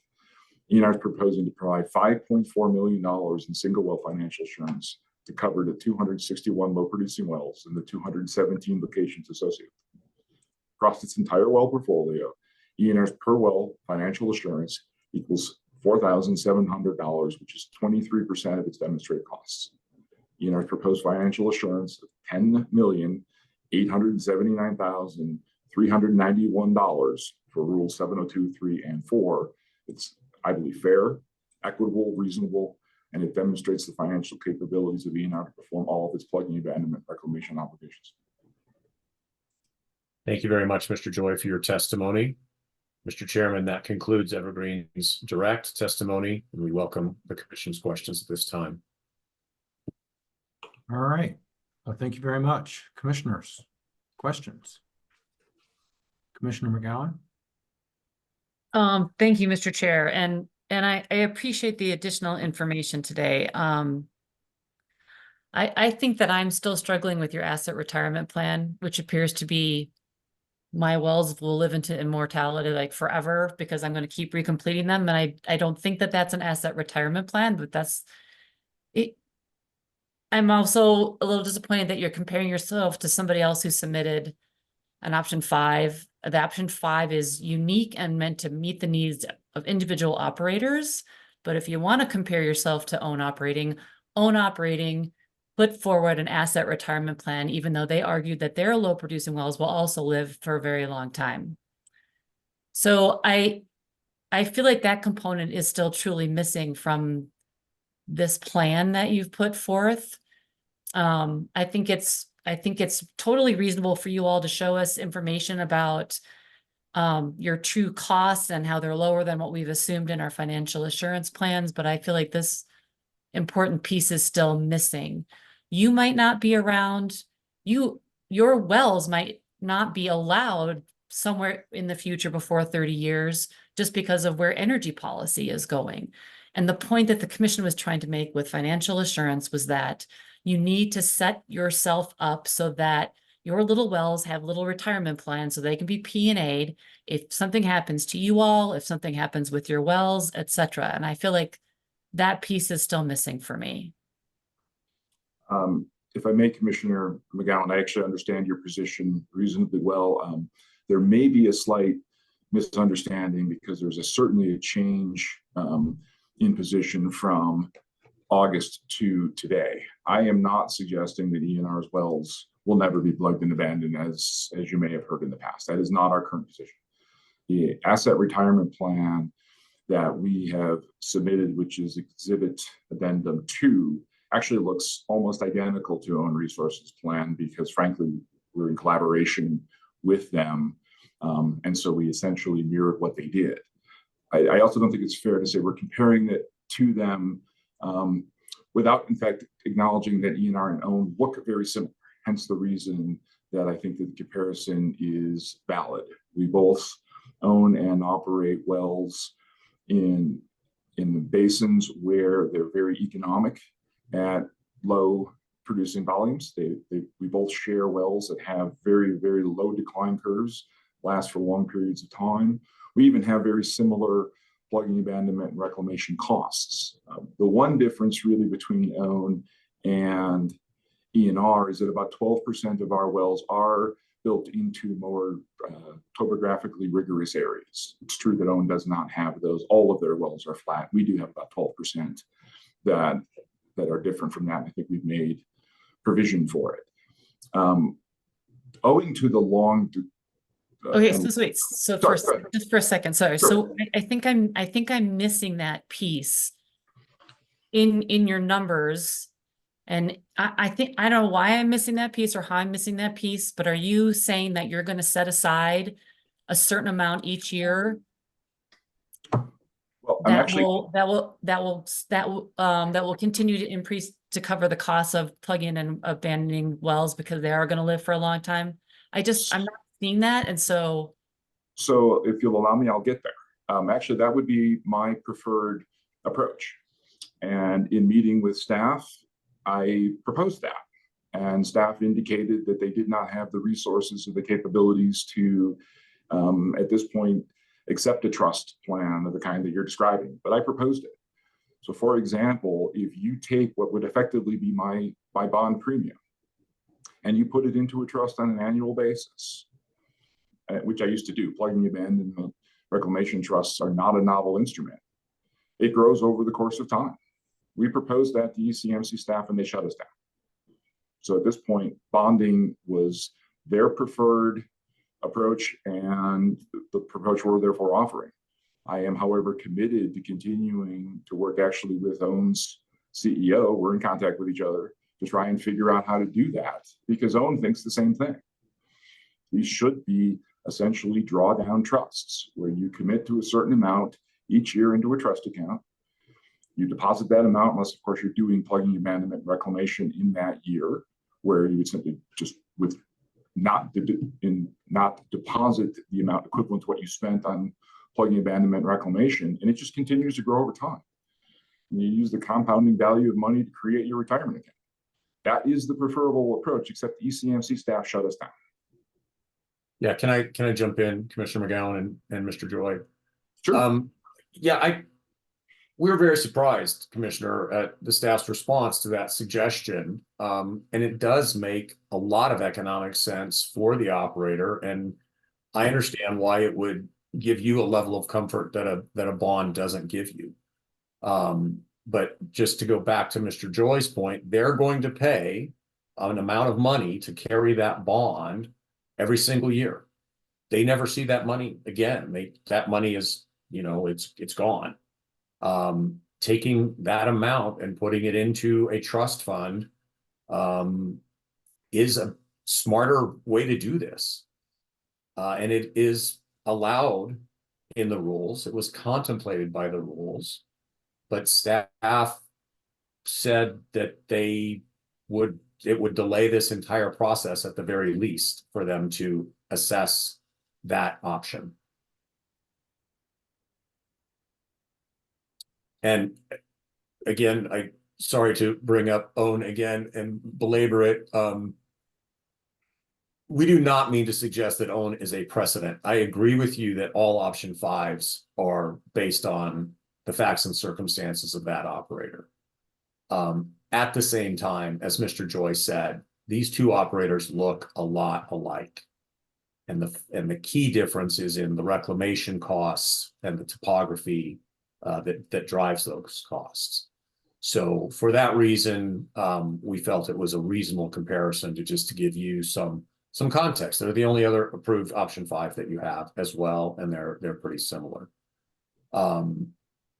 Their plan called for them to have a bond and a trust. So far, they're only putting up the bond because the trust is complicated to set up. It's not readily available, and they're still working on it. And Evergreen is offering the same thing. They would prefer to do it that way.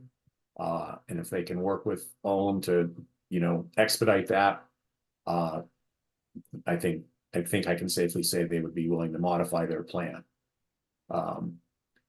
At the same time, if you have a $10 million bond, a heck of a lot has to go wrong really fast for you not to have coverage, for the state not to be covered if their wells are abandoned.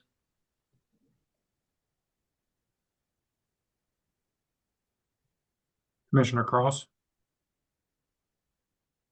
Thank you, Mr. Chair. I want to quickly go back to the asset retirement plan. Because I just went through and I just reread the addenda 2.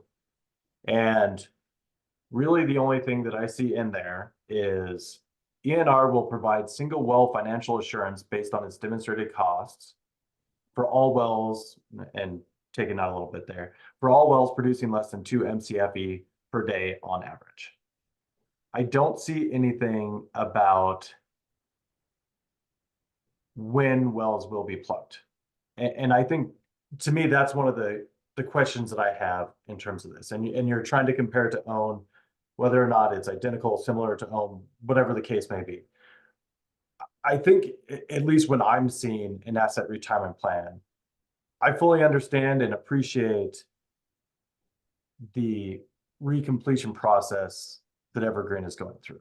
And I know that it does help, and it's different kind of returns and a lifespan than other areas.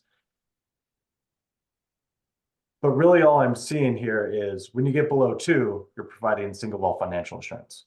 At what point in time does Evergreen pull the trigger and say, we're now plugging? At what point in time does Evergreen say, we've tried recompletions here, it's not working, we're going to retire this well?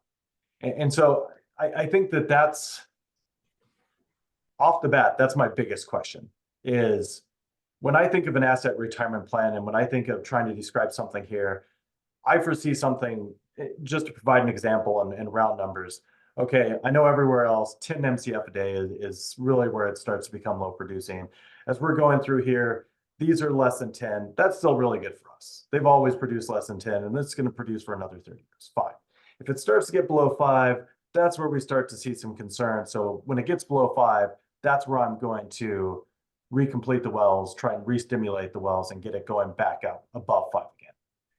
But then if I see it go below 2, that's where I see a problem. That's where it needs to be plugged. What I'm seeing in this asset retirement plan here is just, if it's below 2, we'll provide single well financial insurance. Are they going to start being plugged? Is there going to be a backlog of what needs to be plugged? At what point in time is there that trigger for Evergreen to say, this is the recompletion, this is the restimulation? And at what point in time is there that trigger for ENR to say, this is where we plug and abandon?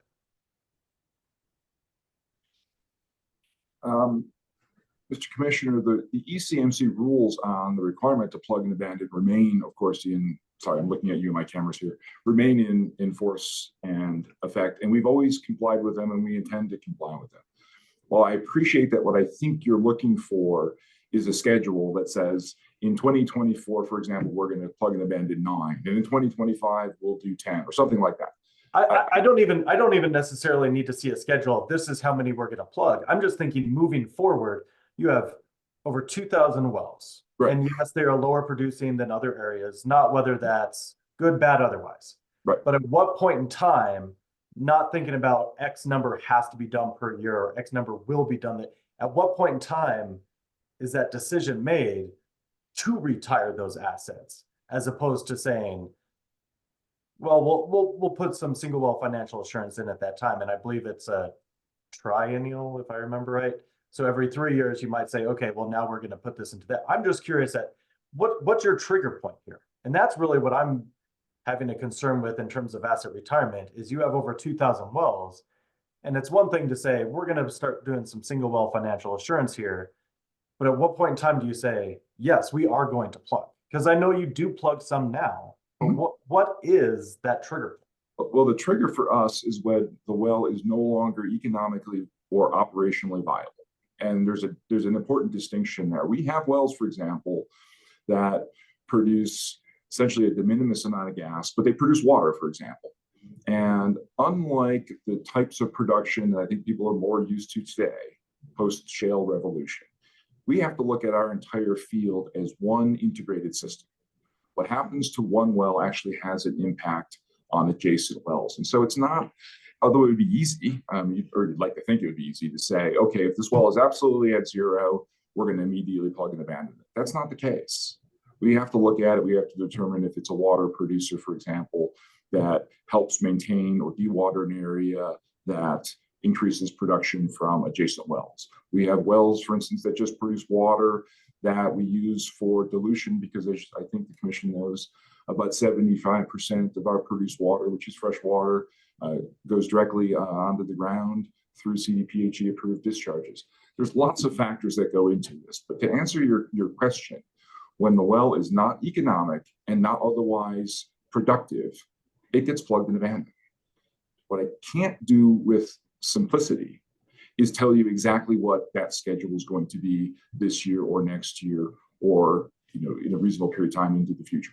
I actually anticipate plugging 0 wells in 2024, though it is possible that there's one that we may have to plug and abandon because of the casing issue that, for instance, if we're not able to repair it, even though it's capable of production, it will go on to our plugging and abandonment list.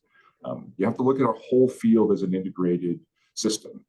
Again, I am not here suggesting, as my predecessor in this chair in the last hearing said, that we'll never plug a well. That's ridiculous.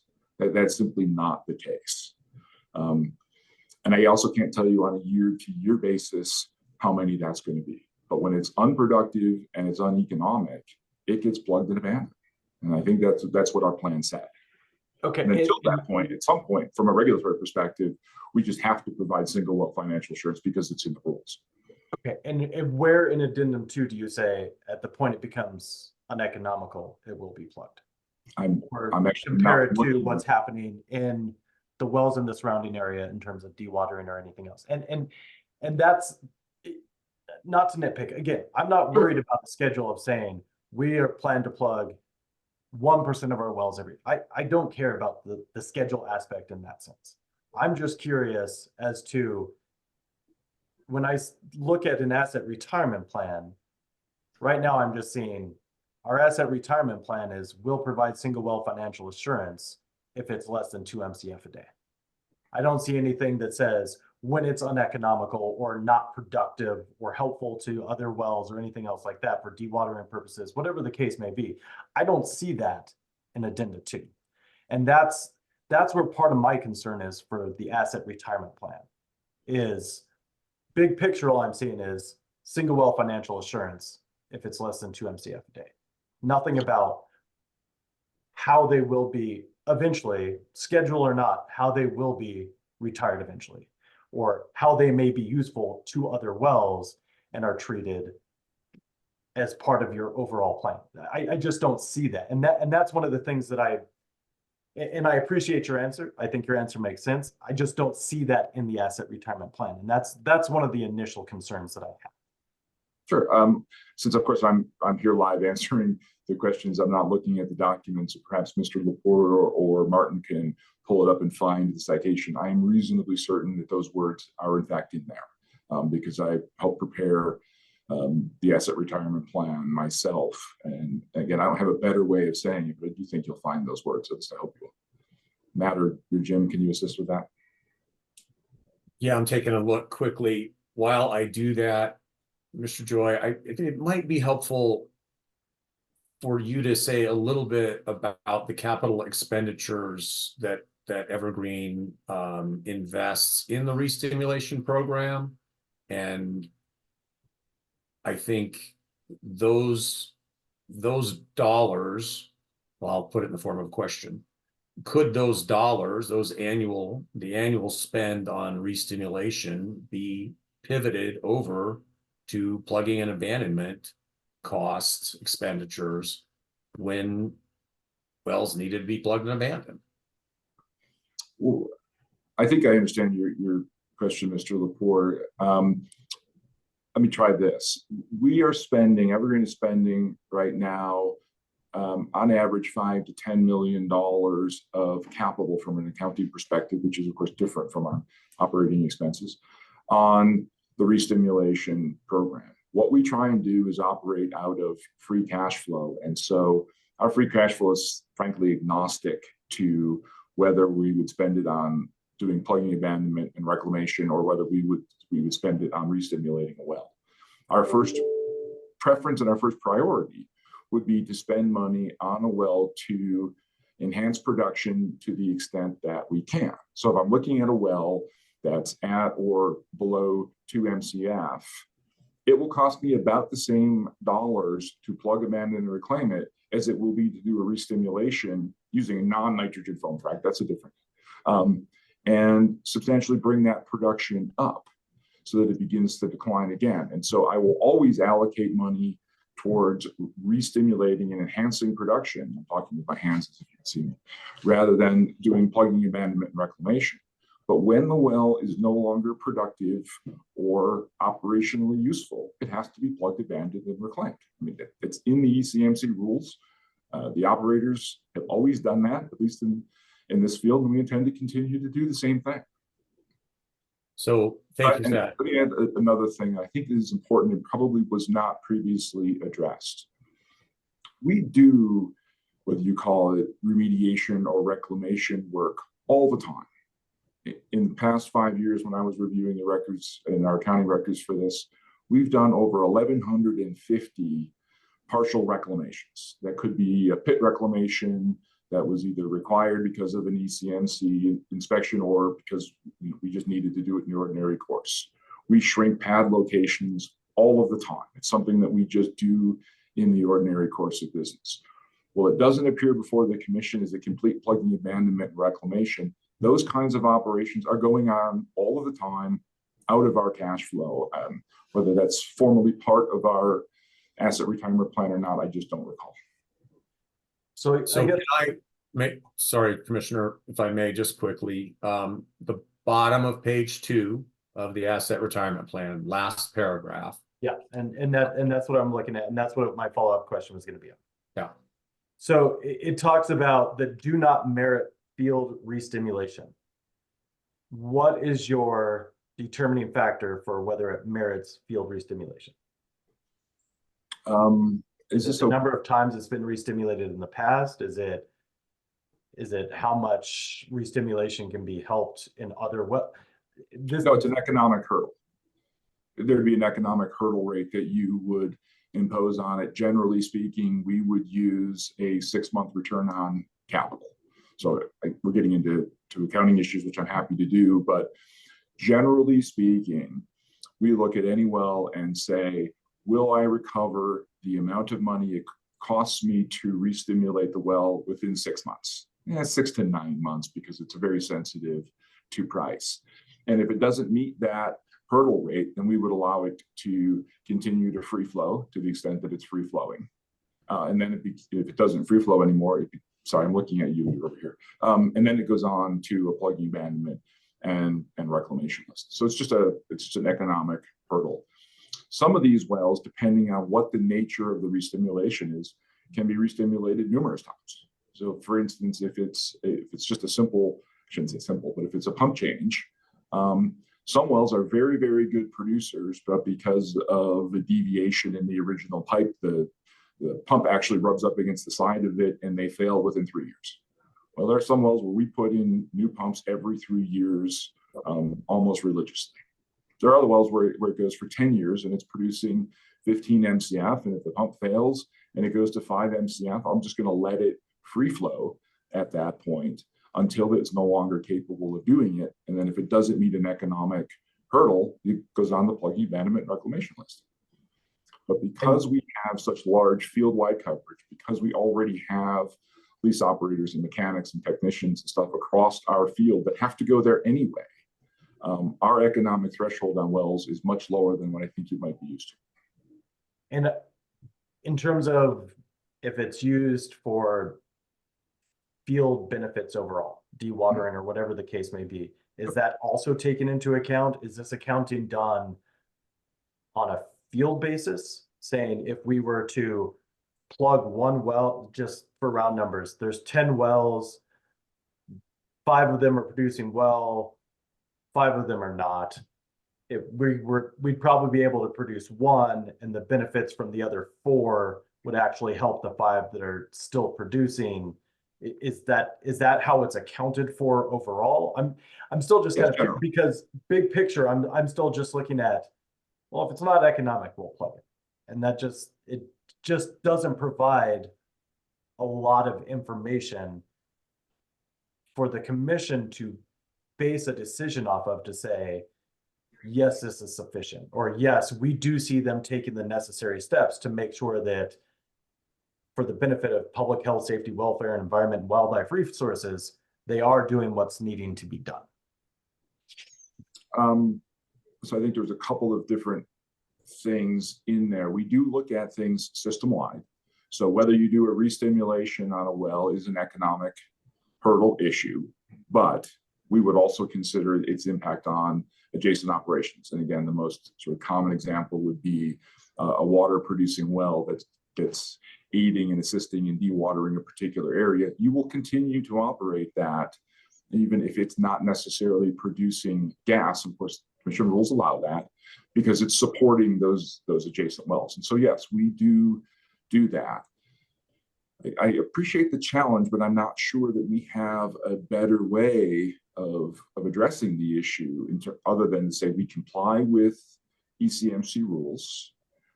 We've simply proposed single well financial assurance because the rule requires it. But we also, for instance, have to do mechanical integrity tests on wells that are shut in or temporarily abandoned, and we do, and there's no compliance issue there whatsoever. And the field has a history of plugging and abandoning wells and doing the reclamations where they're not operationally productive. I'm trying to answer your question, Commissioner. I'm not sure how to give you more comfort than we have a good compliance history. We do the mechanical integrity tests. We provide or proposing to provide the single well financial assurance, and you plug and abandon wells when they're not productive or economic anymore. And I mean, again, I just don't have a firm schedule. I'm just not sure how to address the concern you're articulating.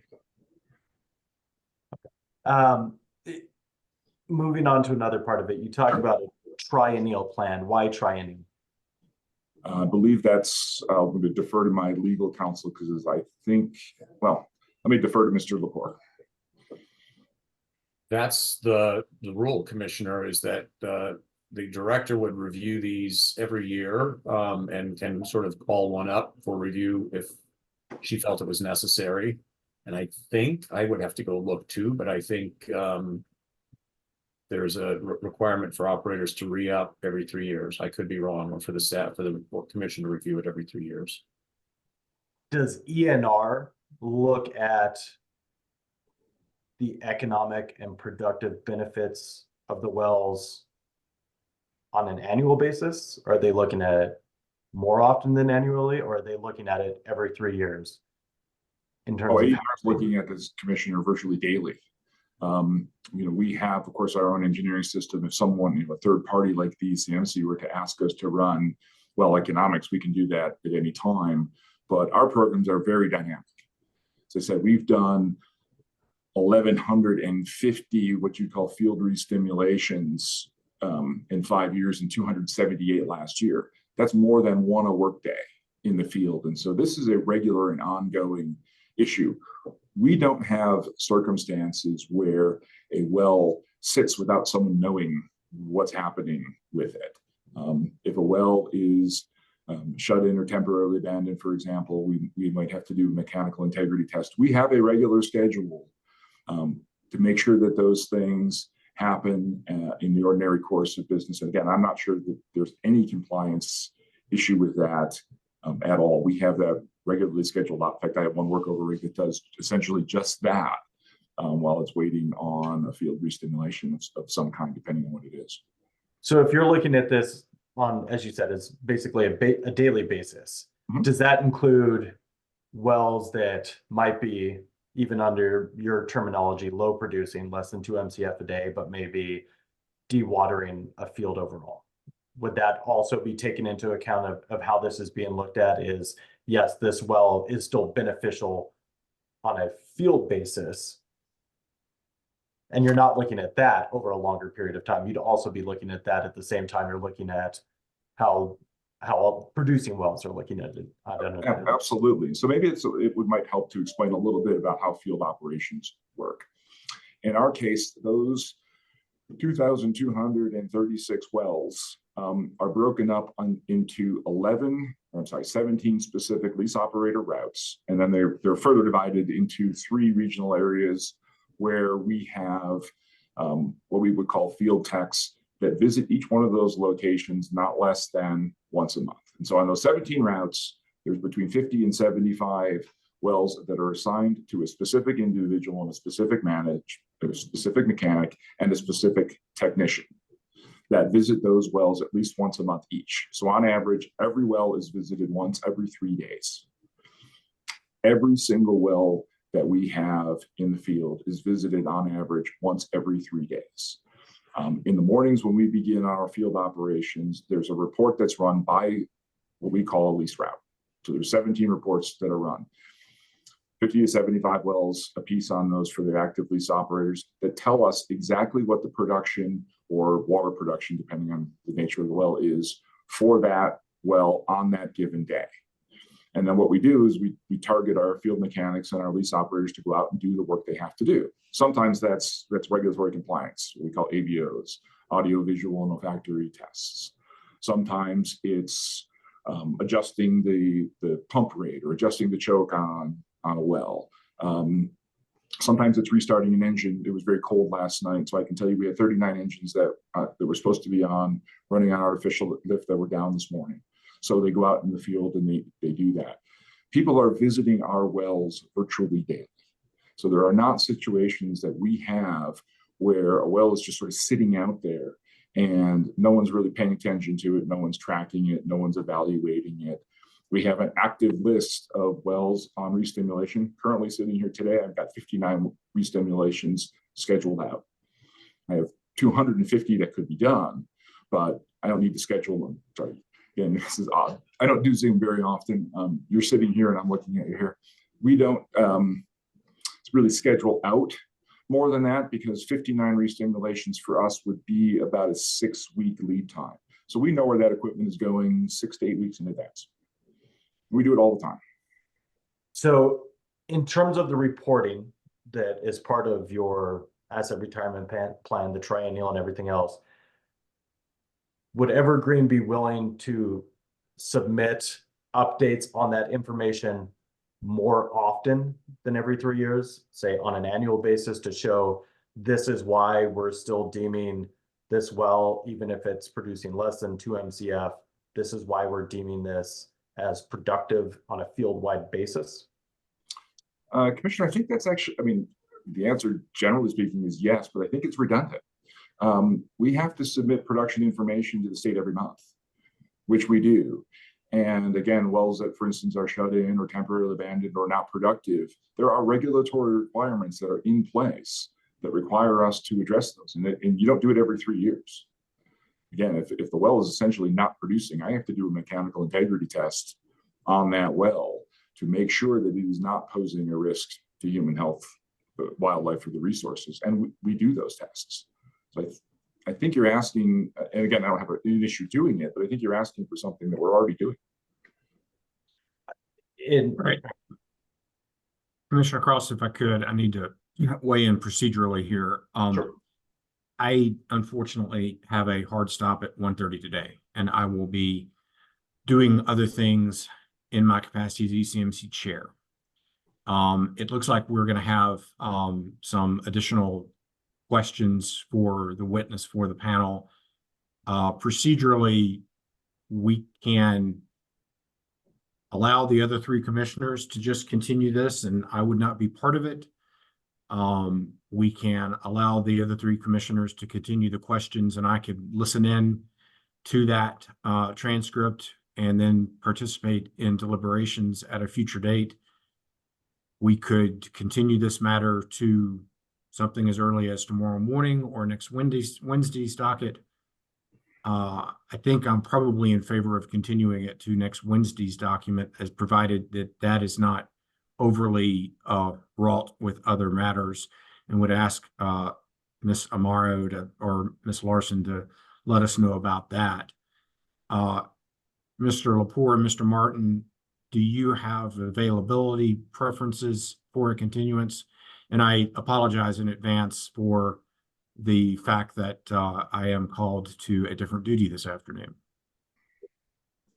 Mr. Chair, I can speak only for myself, but I would prefer that we continue this to next Wednesday if the schedule agenda permits, and we prefer to have you participating rather than not.